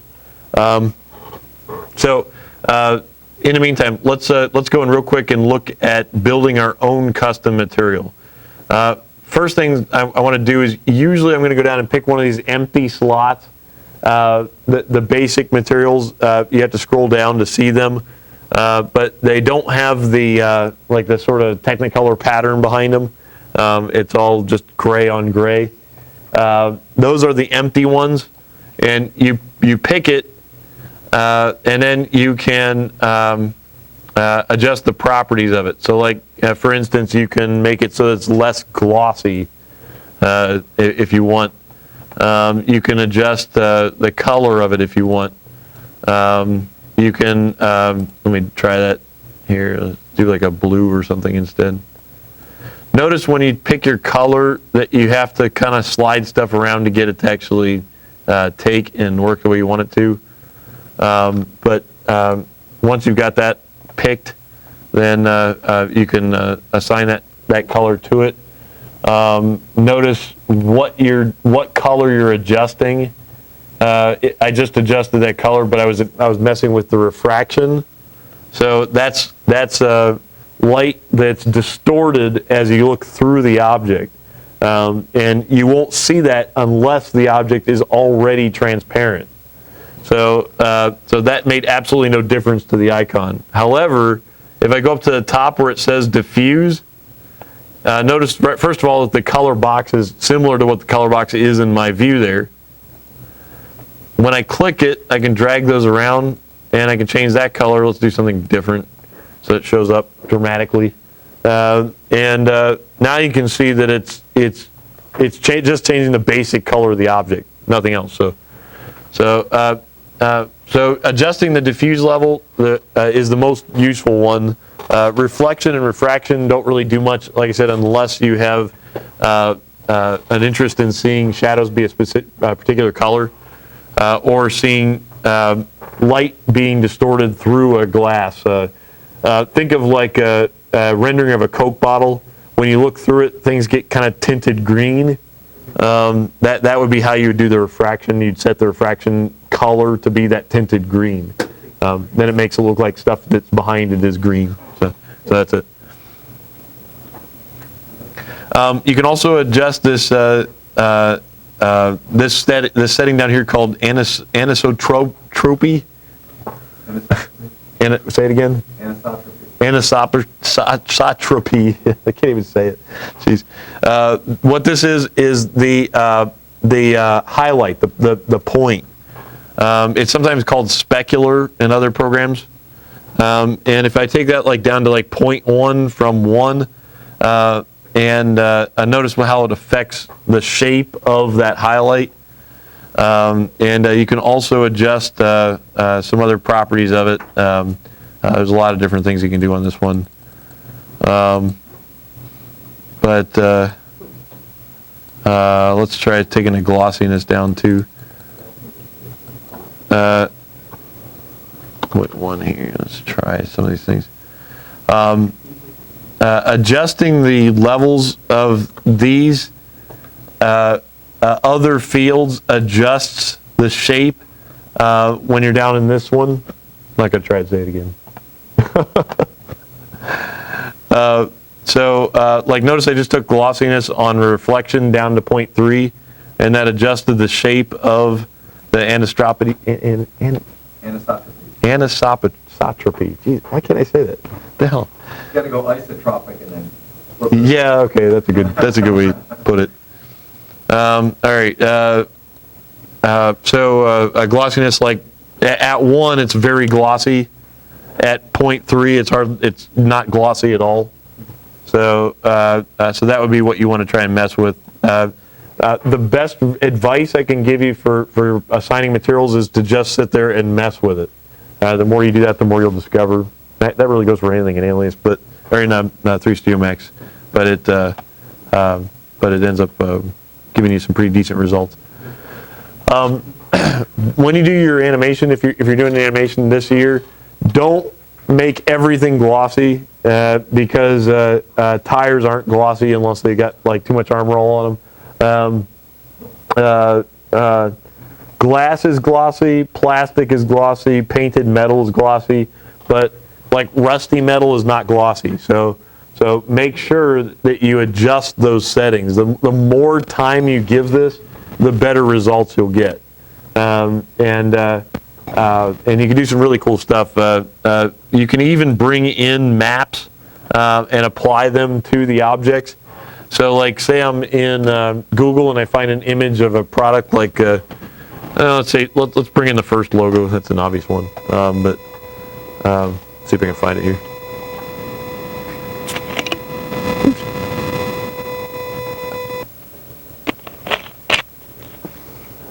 Come on, Chrome, wake up.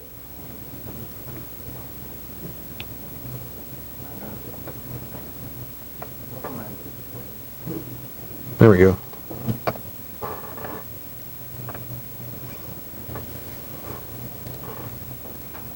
All right, so FIRST logo. There we go.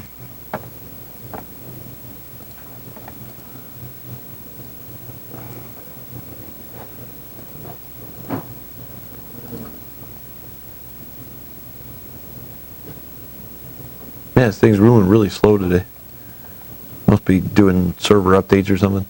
All right, so I'm going to save it on the desktop again. And it's a JPEG, that's fine. And so what I'm going to do is I'm going to come in here. I'm going to go all the way to the bottom where it says General Maps and click to open that tab. Note when you do that you're looking at the General Maps options, like it cycles down to that menu. Where it says diffuse color and currently says none, there's a lot of nones, but the one right next to where it says diffuse color, click on the none next to that. And you'll have options for what you want, what you can add. You can add gradients and dents, and combustibles are pretty cool. Marbles in there, smoke. But at the very top, there's an option called bitmap. Choose bitmap. Then it lets you go search for images. So I saved that on the desktop, so I'm going to go look in the desktop, find the FIRST logo, and then it assigns it to the object. It's automatic. Again, it's automatically sized, so it's either way too big or way too small to be able to see. Excuse me. If you turn off the real world scale, you can kind of see it better in the preview window. And if you assign it to your object, it should show up. Although most of the time when you have images, the images won't show up in the preview, even if you have realistic mode setting. So it defaults to whatever the color was underneath. So that's why we're still seeing purple here. But if I go and I do a rendering of it, it'll come up looking like a million copies of the FIRST logo. Yeah. And we can cut that off if you want. Anytime you know you're not happy with the rendering, you can just stop it and change it to change the tiling, and you do have to change X and Y on the tiling, or sorry, U and V on the tiling. Otherwise, it'll distort the logo. So again, it's doing that same thing about projecting it on the object in the wrong place, but I'll get into that. It's a little more involved, so I'll get into that if we do a tutorial online. Show you how to assign them.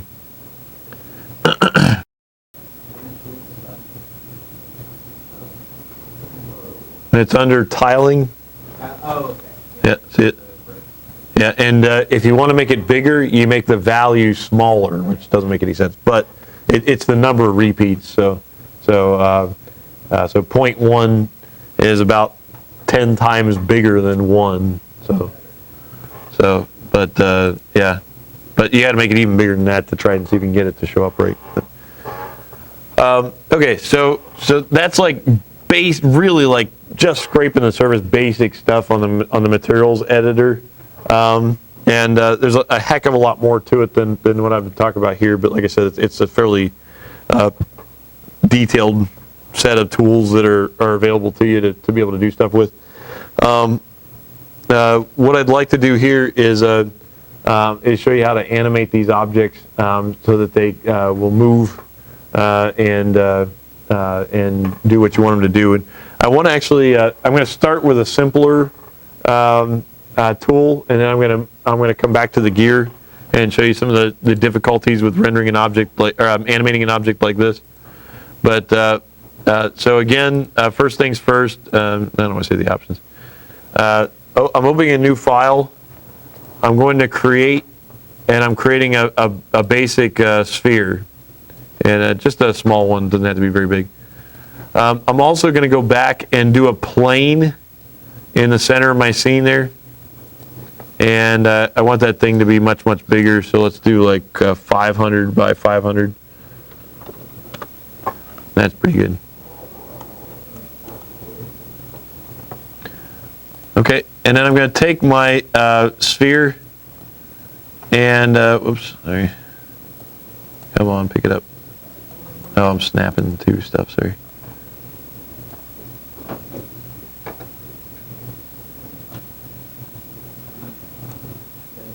Notice how when you have an object selected, you can use the arrows to move it in this particular direction, but you can also move the little boxes around the shape to be able to move it. Like, so if I want to move it just on the plane that consists of the Z and the X axis only, then I pick that box and drag it around. And notice, you can tell from the shadow where it is that it's only moving in that direction. Like when I try and move it towards me or away from me, it doesn't do anything.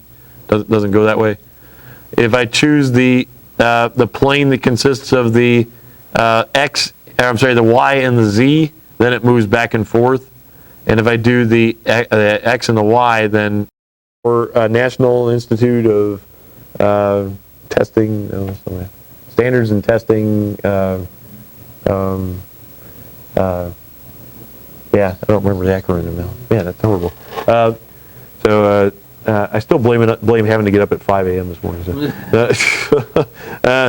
Anyway, it's a video standard that sets the frame rate for video.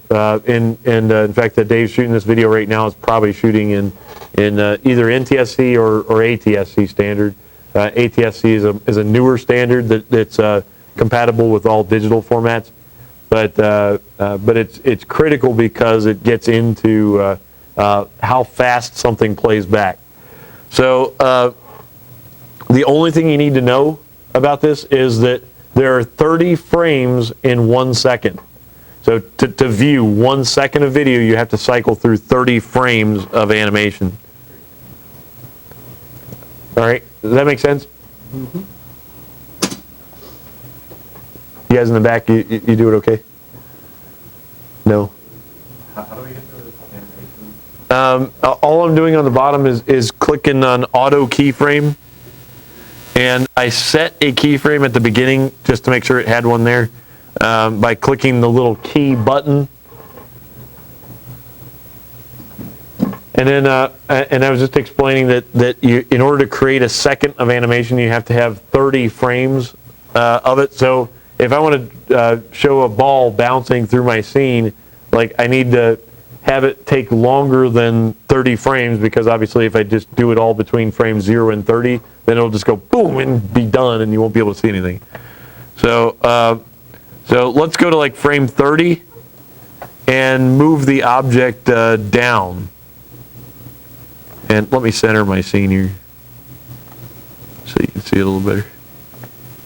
Now, I can't tell if that's touching the ground or not. I can tell here that I'm into the ground, but here I can't see anything. So if I need to move to like a left view so I can tell how high up I am, then do that. But make sure that you know that your plane's on the axis there. That would be the y-axis. Now the cool part is, because we have auto keyframe on,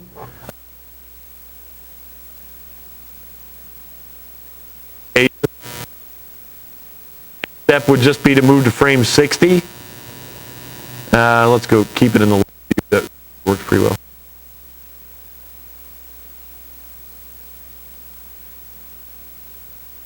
Not quite about there. Frame 90, it could bounce again. And then at 100, maybe it comes back up a little bit. There. All right, now I've got my animation built. It's all built with that auto keyframe. It figures out that because I'm adjusting the location of time, and then setting my object in different places, that I probably want to create an animation in those places. If you ever have trouble with auto keyframe, if it doesn't do what it's supposed to do and actually save an animation, then all you have to do is go back and actually hit the key button, and it'll set a keyframe in those places manually. And so just if you notice it not doing what you want it to. Now to play the animation to see what we have, notice you have some controls for that down in the lower right hand corner of your screen. There's a play button, there's a fast forward button, there's a fast rewind button, and there's a snap to beginning and snap to end button. So let's just hit play and see what happens. All right. So does that look very realistic? Looks like the, Not much. That's my turn. I moved to the wrong direction on the plane. Yeah, uh-oh. It bounces and let it go. Yeah. All right, might be better if you view it like from an angle. yeah. Maybe. Did you get the what? Where's the ground? All right. Oh, yeah, really. So what we just did is a process called keyframing. It was developed actually originally by Disney, or they specialized in it when they were doing the cartoons back in the 1920s and 30s. They were sequencing images, and they had the head animator at the studio develop the key frames of the animation. So like you know, when if you picture like the scene in Snow White where she's dancing around in the woods, they would say, okay, at this particular point in time, she needs to be next to the tree. At this particular point in time, she needs to be eating the apple. At this particular point in time, she needs to be by the creek or whatever. Like, and they would set the keyframes just where they needed to show the scenery. Then all the subordinates, the people that worked for the animation studios, would fill in the in-between frames. They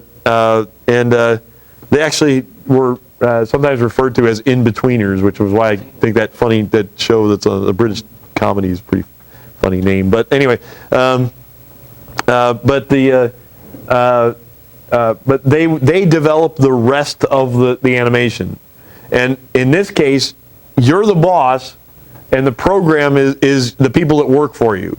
So they do all the in-betweening. All you have to do is set the parameters for where you want the object to be at the extents. So you set it up high where it starts, you set it at the bottom when it ends, and that's it. Nothing else to it. And it's kind of cool like that. It also, notice when you build it, it marks where the keyframes are on that timeline for you, so that if you need to make adjustments to it, that you know where to go to reset them. It's very easy to make mistakes when you're doing this kind of work. Like if I didn't time it right, like right now it's not bouncing quite right because it's taking exactly the same amount of time for each bounce. It should get faster, right? Because it'll bounce and then bounce, bounce, bounce, bounce, bounce, like that. You know, so they get closer together. So let's fix that first. Let me stop the animation here because it's driving me nuts. Let's take the keyframe at 60 and move it to 45. Then take the keyframe at 90 and move it to like 55. Let's try that. And then take the last one and move it to like 60. All right, now play it back. All right, did it do the right thing? Yeah, it still looks a little funny, right? You know, it's not. It's bouncing too fast, like it's adjusting its speed too quickly. So move them out. Like take the last frame, move it to like 70 or something. I don't know. I'm not sure what'll work. So let's just try it. So, Yeah. if you want to edit one of the keys though, and change Yeah. the position, instead of moving the key, changing the position of the ball. Yes. Right. How would you do that? Right. So let's say here, everybody heard what Mike said about the. What if you want to change where your ball is located at a particular keyframe instead of adjusting the position of the keyframe itself? Here's what I would do: is stop the animation, go to that point in time by dragging that little bar over to, like, say, frame 30, and then moving the object around again at that point. And when you do it, because you have auto key turned on, it automatically updates that keyframe. So it'll work better now. So let's try doing something kind of unusual here. When a ball bounces, especially if it's like made out of a rubber or softer material, like it's going to deform, right, when it hits the ground. It's not going to stay a sphere because that would look weird. Doesn't look very accurate. So let's try and add some complexity to the animation by making the ball kind of flatten as it hits the ground. I'm going to go back to my left view for doing this because I want to make sure I get it set right. I am at frame 30 here because that's where it bounces the first time. And then what I'm going to do is up at the top where I've been using that move tool, notice you also have a rotate tool and you also have this select and uniform scale tool. Click and hold on that select and uniform scale tool and choose the second one down. This lets you scale in just one direction at a time, so you can take any primitive shape and just distort it. So I'm going to flatten the ball a little bit at this point. And then notice, because I flattened it from the center point, that it moved up into the air again. So I'm also going to go back and move it, and then just move it back to the ground. All right, so now play it. All right, now see what happened there. Let's go back and watch that again. Between frame 0 and notice you can drag your thing along. Notice between frame 0 and 30, it started compressing. I don't want it to do that. I want it to compress when it gets to 30, and between 30 and like maybe 31 or 32. So not a whole lot of time there before it starts bouncing back up. So how you change this is a big key in setting keyframes on your animation. All of that can be done using the graph editors, which are located up at the top of your program. You can actually, there's a menu called graph editors. And the one that you want is the first one called Track View Curve Editor. What this does is this shows you graphically like every step of your animation. So far, like you can see, all we've adjusted is on mine up here is the Z-axis. So that's the only thing that's changed. So all the other lines are pretty much flat, except there's a one other blue one that's moving, but that's because I've got deform and the bouncing going on, right? So what I want to do is I want to move the deform over. So you can kind of tell which one's which here in this graph because the bouncing one goes up and down, so it's curvy. All right, see you guys. Sorry, Thanks for coming. just give me the surveys or leave them by the food, I'll grab them. Thank you. Yeah. Can we bring you, Oh, yeah, that's fine, whatever works. Yeah. All right, see you guys. thank you.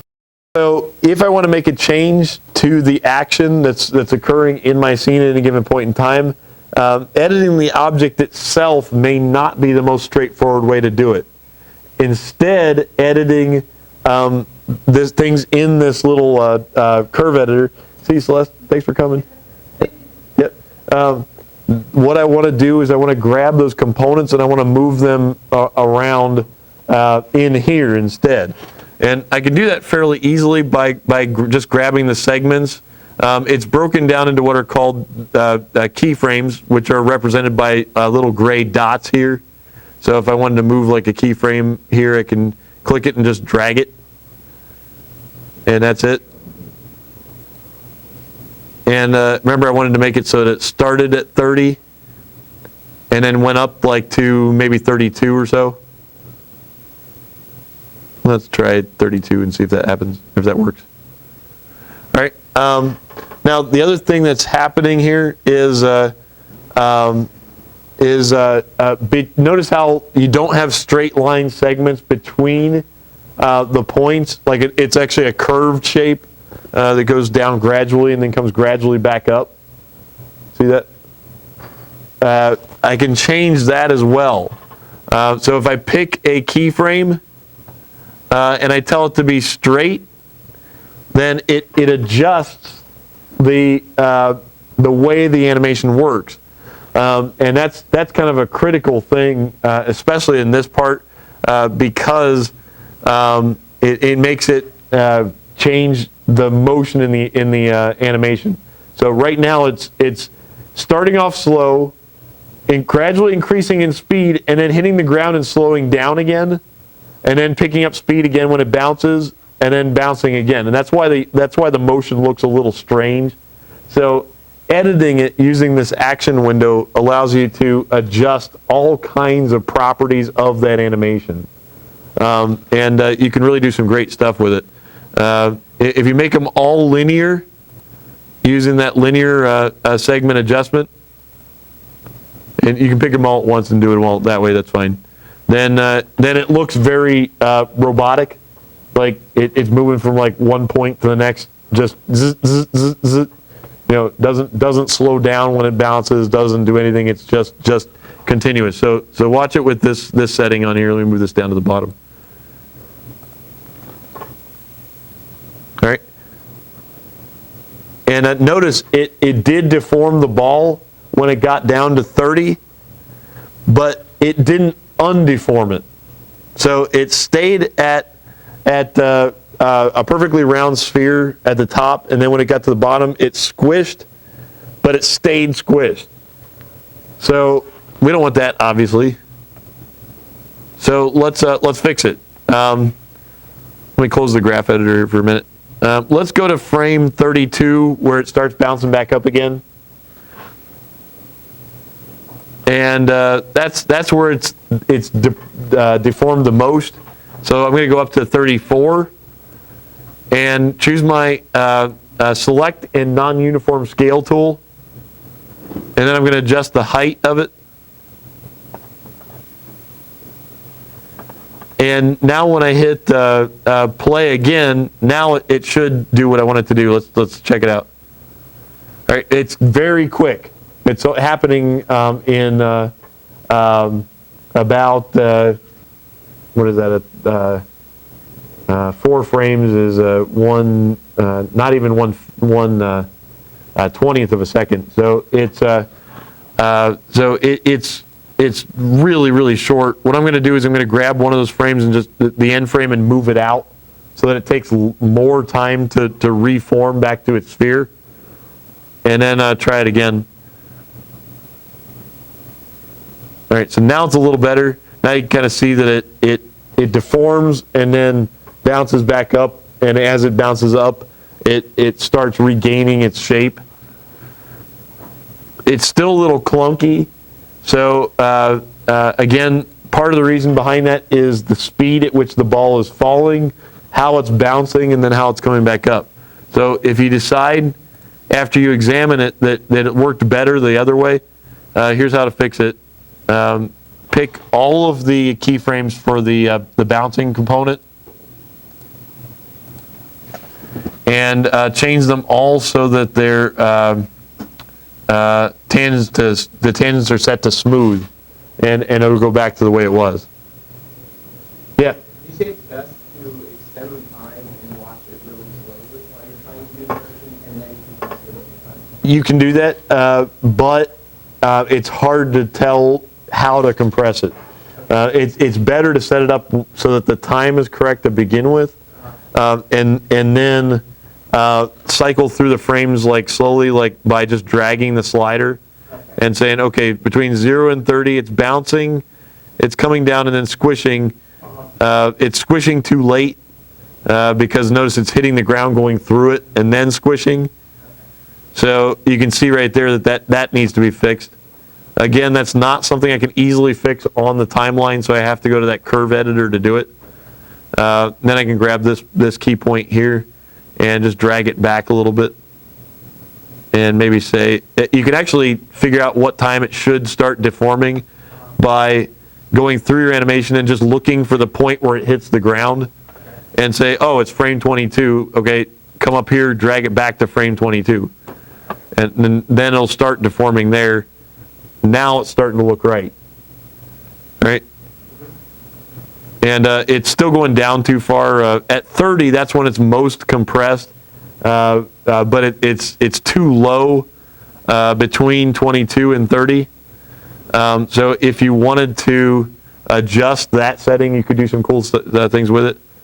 But just dragging that time slider around really gives you a pretty good idea of what the action is that's happening. But then when you go back and watch it in full time, you can see if it looks right or not. So this looks a lot better than it did. It's still got some problems. It's still kind of clunky, but it's a lot more precise than what we started with. The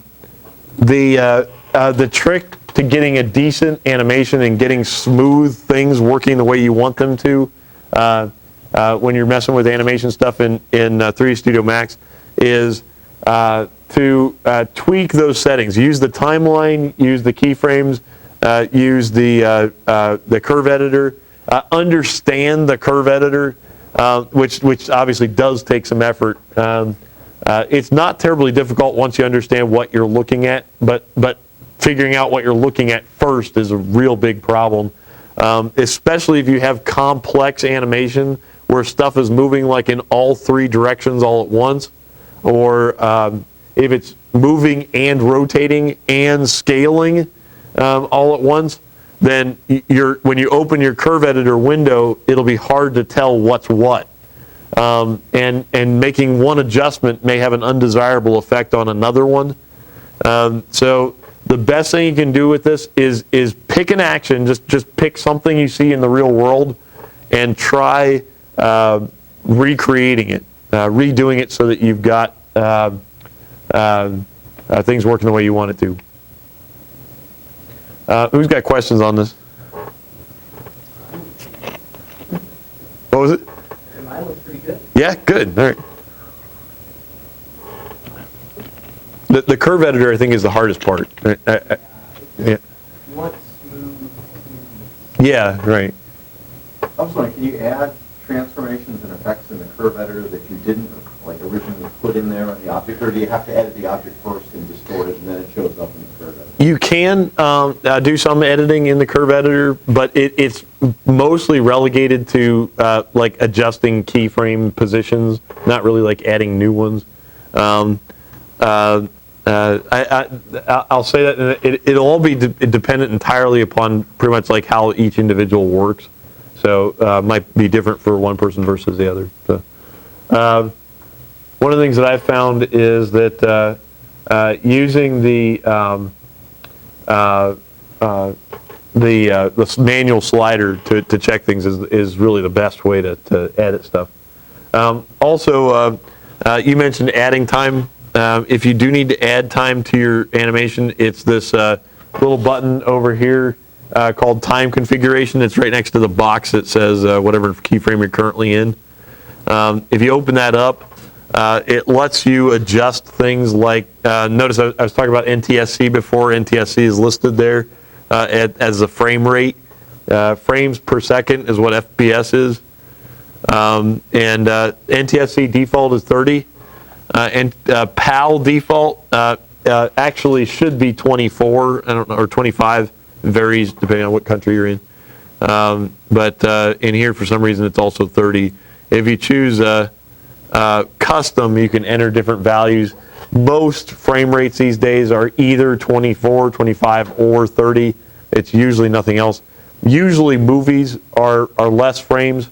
If you actually ever are in a movie theater and you're watching a movie and you notice the action seems like it's a little more jittery, that's because it's playing back at a slower frame rate, less frames per second. So same action, just less frames per second.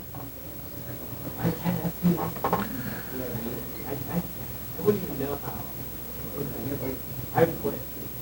Yeah. Okay, so you can adjust the speed it plays back at. In here also, notice it's got the 1/4 speed, 1/2, 1 times, 2 times, and 4 times. And that can be handy, again, if you want to see something happening in slow motion.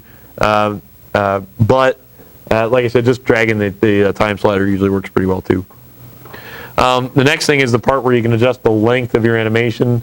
One of the common problems that I've seen in people's animations that they've submitted in the past for FIRST is that they do all of their action in one scene, and it's one continuous like rendering. So like let's say I want my animation to be 30 seconds long. So how many frames is that? 900, right? So the start time should be 0. The end time should be 900. And when you hit OK, then you notice like how it compresses all your stuff. Like it used to take up the whole slider. Now it's down just only in the first 50 or 60 there. So it's a little harder to manipulate that way. You can't really zoom in on that time slider at all. But more than anything, you can't really manage like transitions very well. Last year, Mel came up with a way. He was working on Team 1038. Came up with a good way to do it using multiple cameras in a scene, so that she could just render the whole thing out all in one step. And halfway through the animation, she just had to switch cameras and make sure it was rendering both.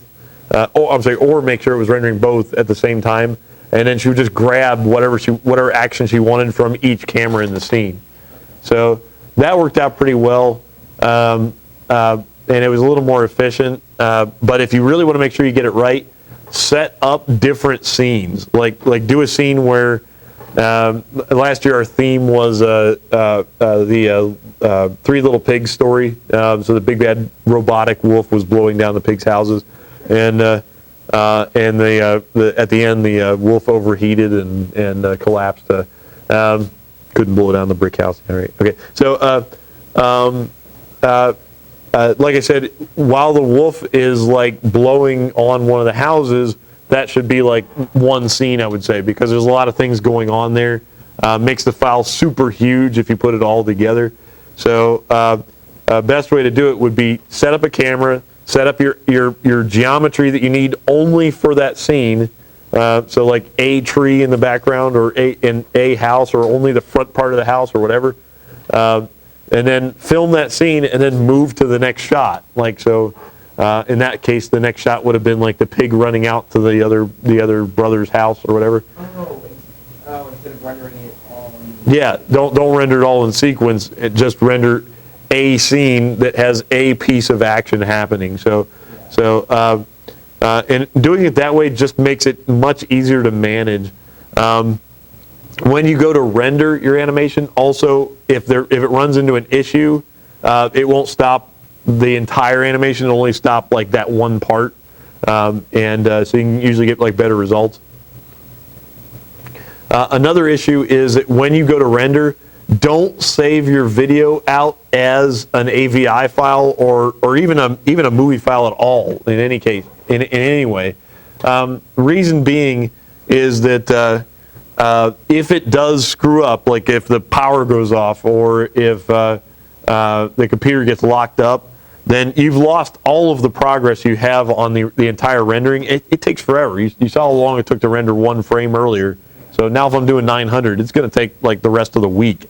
So if I don't want to worry about losing stuff I've already done, then first of all, do the little scenes. Second of all, render them out as individual JPEGs.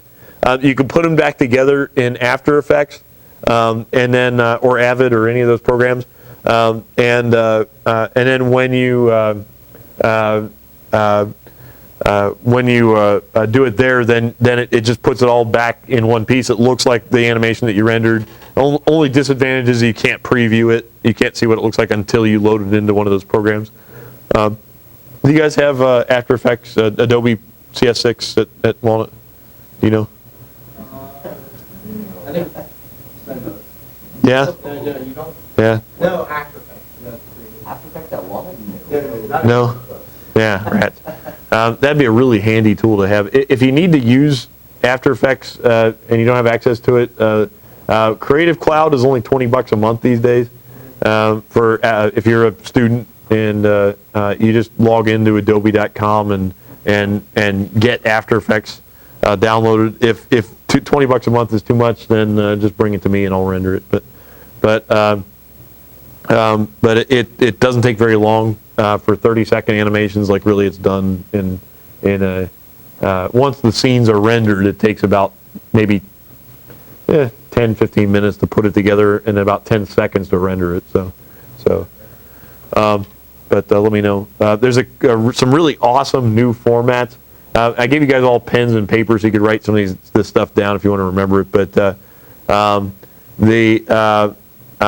the format that works really well for video right now that you can save out to from After Effects is it's an MP4 format that's called H.264, and it's awesome. It's like high definition video that's highly compressed but doesn't seem to lose quality. So like, and I was showing like the students this when we were doing the animation last year.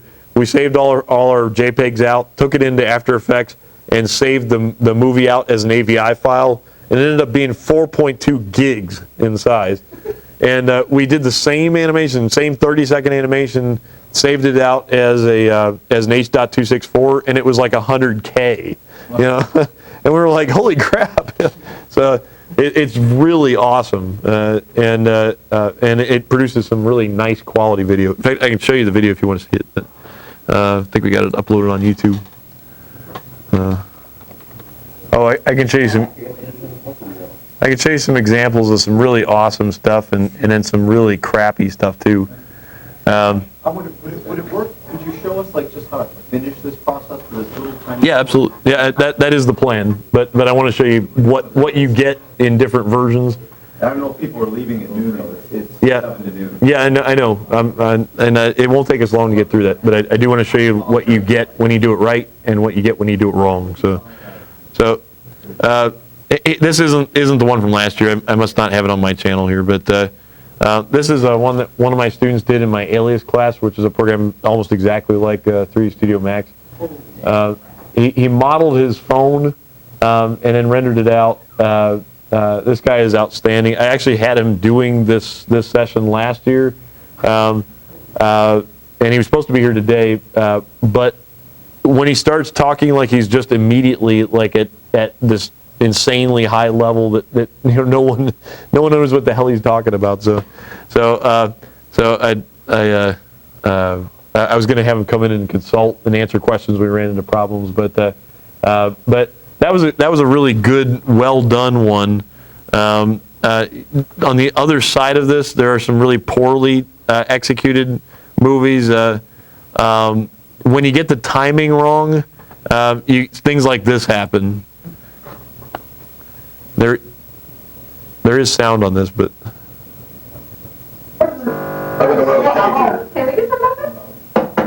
So does anyone have any ideas? I have an idea. I'd like to introduce you to the Rock.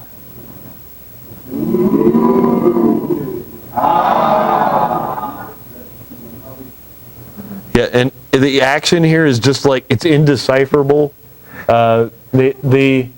We ran out of time for doing the video, so there was no like opportunity to edit or recheck, and so it just ended up kind of, as a meh, or a what or whatever. But the issue was that we built a time like a storyboard that planned out our action, and we devised this story that was so elaborate that there was so many things going on that it just didn't work. It didn't all fit into the 30 seconds we were allotted for that year's animation. So what you just saw was the story, the theme behind the year was that the ecos, which were the characters that we were given by FIRST to edit and modify, were dealing with an environmental problem. So they had to come up with an idea that would solve whatever the environmental problem was. In our case, it was air pollution. So you see a town hall meeting to begin with, where it's all cloudy and dusty and drab looking. And then they roll in this device that's supposed to fix everything, which was the Rock. That was the name of their FIRST Robotics team, as Team Rock. And the Rock goes up into the air, shoots a magical laser at everything, and cleans the atmosphere. And then it goes back to the scene where the ecos are all dancing around and enjoying the clean environment. So that was what it was supposed to be. But like I said, when you watch it, you're just like, wow, like what? So the next year when we did it again, we said, okay, let's make sure we have time to edit. That's important. And not being able to edit results in things that look like that. So that's why it's important. Yeah. Setting it up absolutely gives you an opportunity to guess at least. Think about like television commercials. Those are usually the best thing to consider because they're usually 30-second spots. And what happens in the course of a commercial is about what you can get across when you're trying to tell your story, when you're doing your animations and stuff. So consider that. And like I said, save time to edit, and then you should be okay. Let me adjust my time segment here again. And we don't go past about 70 or so, so I'm going to change it to 80, go from there. When you go to render, make sure that you have the scene that you want to render active. It has to be highlighted in yellow for it to actually animate that or render that scene. Otherwise, it doesn't work. Next thing, when you do your render setup, at the top of this menu here, there is a way of turning on the animation. I got to find it here. Hold on a second. I think it's under common. Yeah, at the top, see where it says time output, and it's currently checked on single. That will render only a single frame. If you choose active time set, and then it'll render from 0 to 80. The area to render, when I choose the selected, that means it's going to render whatever I'm looking at in my view. So if I want to render a tighter shot, zoom in.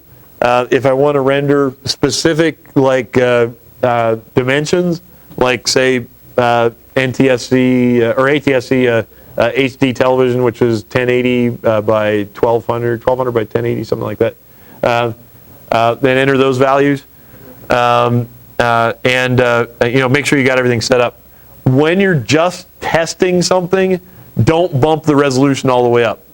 Keep it down low because it'll take less time to practice it, or less time to render it, rather. Okay.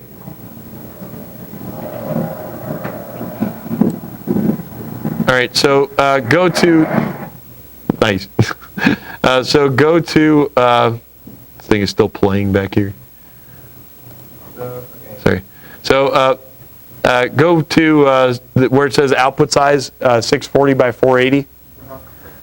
That's appropriate. It's not real big, but it's big enough to be able to see your action and see if it works well. Go to the bottom where it says render, well, wait a minute, before you do that, I forgot one thing. Stop it. You can scroll down on this menu over here. The render works a little weird.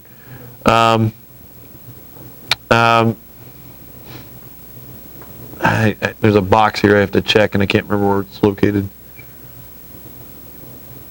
But I basically want to tell it to save the file out. So, yeah, and there's a render output folder automatically. When you save your file, don't give it a file name. I'm sorry, don't give it a file name. Give it a file name. Don't give it a file number because it adds the number automatically to the end of the file name. So, like, just try like ball, something like that. Hit save, and then it'll add the number to the end. Now, if you don't have a format selected, it won't save. And like I said, JPEG's ideal. If you want to see the actual video here today, choose AVI instead, because we don't have After Effects in this lab. It's upstairs. So AVI file's fine for today. Hit save. DVI video encoder quality is currently set to 0.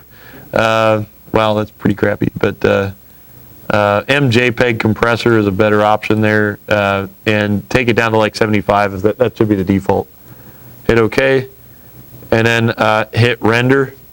And what it'll do is it'll go through each and every frame there and render it out. And because all we have right now is just a ball bouncing, not even the plane showing up because it has no volume to it. Remember, it's just a flat surface. So it's rendering the ball slowly but surely dropping down in the scene, and it's doing each frame very, very quickly in this case. Taking roughly 2 to 3 seconds per frame. So, but because there's 81 frames, remember it counts 0, then it's going to take a while. It's on frame 18 now out of 81. It's estimating 2.5 more minutes to finish it. When you start adding complexity, like materials maps, background scenery, stuff like that, all the stuff I'll try and put on the video so that you guys see how to do that. All of that stuff will be in there, but it will take much, much longer to render each frame. And when it takes even 30 seconds to render a frame, then calculate that out. If you've got 900 frames, how long is that going to take to render? So, so it's yeah. Anybody see Monsters University? Yeah. You guys see that? Yeah. That scene when the mother monster is like jamming out to her death metal in the car. Fell out on the floor. When that happened. Anyway, there's a short at the beginning of that movie. It's a Pixar movie, so they always got the shorts at the beginning, called The Blue Umbrella. super realistic looking animation. In fact, they actually won awards for how realistic it is. They said that for each frame of that animation, each frame, it took 12 hours to render. So, so you extrapolate that out and figure out how many days or months that took to render a 6-minute animation. So yeah, it's crazy, you know. And they were saying like they have supercomputers. I mean, this is Pixar, you know, they're making movies, but even then it took 12 hours per second, so or per frame. Sorry. Yeah. Well, I don't know, but maybe not, because I've done some simpler stuff, admittedly, but I would say if I break down my time, I'm probably spending about 10% of my time doing the actual modeling and rendering, and about the other 90% just rendering. In fact, I did do a longer animation a couple of months back for a gutter shutter. They wanted an in-house video to train all of their employees about how their gutters go together. So I built an animation for them that walks them through the process. In fact, I'll show it to you because it's not that long. But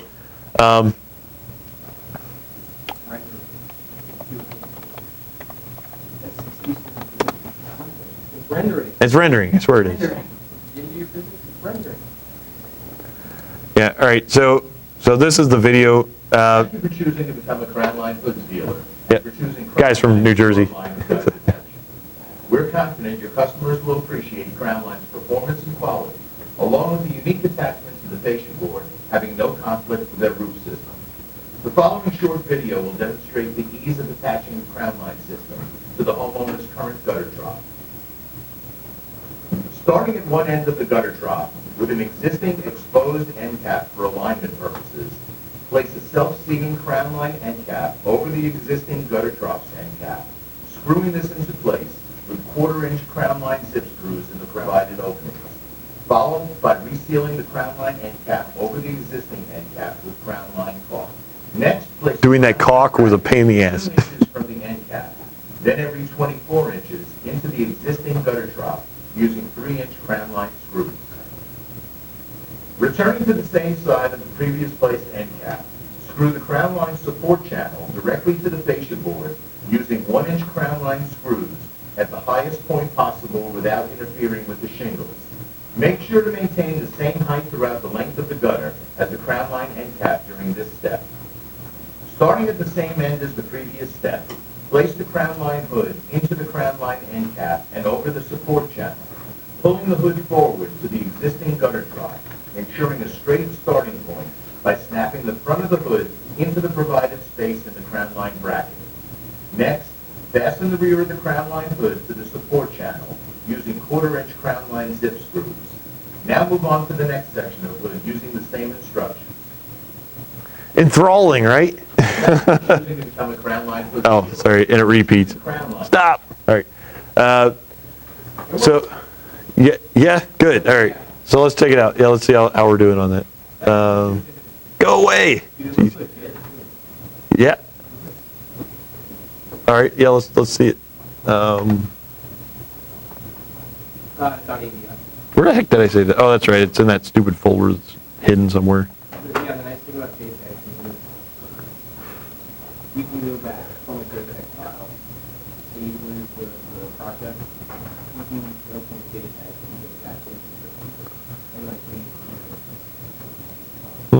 stuff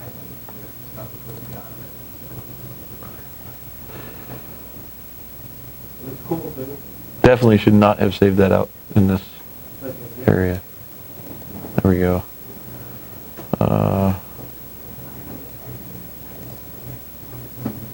Directory file. All right. So what do I have here?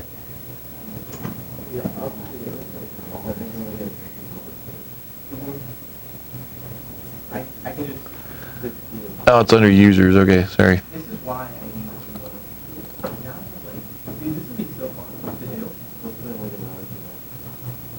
Do we have 3D maps on our? You can get it for free. You can get it for free? Well, I can get it for free.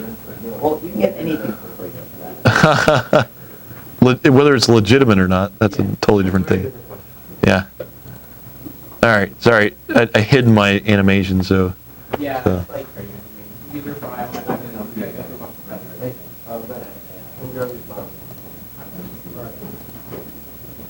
What? Oh, this thing is ridiculous. I don't want this thing. Player sucks. Go away. Won't even close. You did that to me, too, was rendering a font or something. Yeah, right. Oh, so you can build. Well, I don't have any fonts in there. So, open with Windows Media Player works much faster and better. So Oh, you can just import parts and put them together. What are you doing? Your brother's finally better than Neil. all right, so there's our bouncing ball video. That is really good. Yeah. It was, yeah, that's it for you. Yeah, let's check it out. See how you guys did. Oh, we have a cool tool here at the college called Land School. Oh my goodness. See if I can find it. The filters on and stuff. Yeah, no, it's not installed here. Yeah. All right, let's see. Let's check it out. See how you guys did. A lot. Mine's Yeah. back there. Yeah. All right. Showed me last year apparently they had guys do all their inventor renderings and stuff. Yeah. Nice. That was on the TV. Super. Yeah. All right. So let's check it out. Smash spacebar. Yeah. Sweet. There we go. Yeah, it looks good. Yeah. All right. Anybody else got one they rendered out? Nope. He was working Okay. on a spring, our physics. Oh, that's a fun one. Yeah. Always does a block with a spring, so he was. Yeah. Nice. I think, yeah, this is. Yeah. It's a lot of fun to do this kind of stuff, and the sky's the limit with 3DStudio Max as far as like what's possible. It's just a matter of like having the patience to learn how to do all the stuff, and that's something that nice. That's something that you'll find this afternoon for Inventor is that it is so much easier to use. Like I mean, it's not like sit there and try and like hunt and peck and find things. It's just all right there. It's night and day difference. So. Yeah, so what I want to do is, it's 12:10 now, so let's take an hour here, grab some lunch, do whatever you need to do to eat. There's plenty of stuff here, but get what you want. And then, how many people are coming back for the afternoon session? We will all be there. Oh, you guys will be there? Okay. All right. How about a round of applause for Josh? Yeah, thanks. Round of applause for you guys for And just give me working. your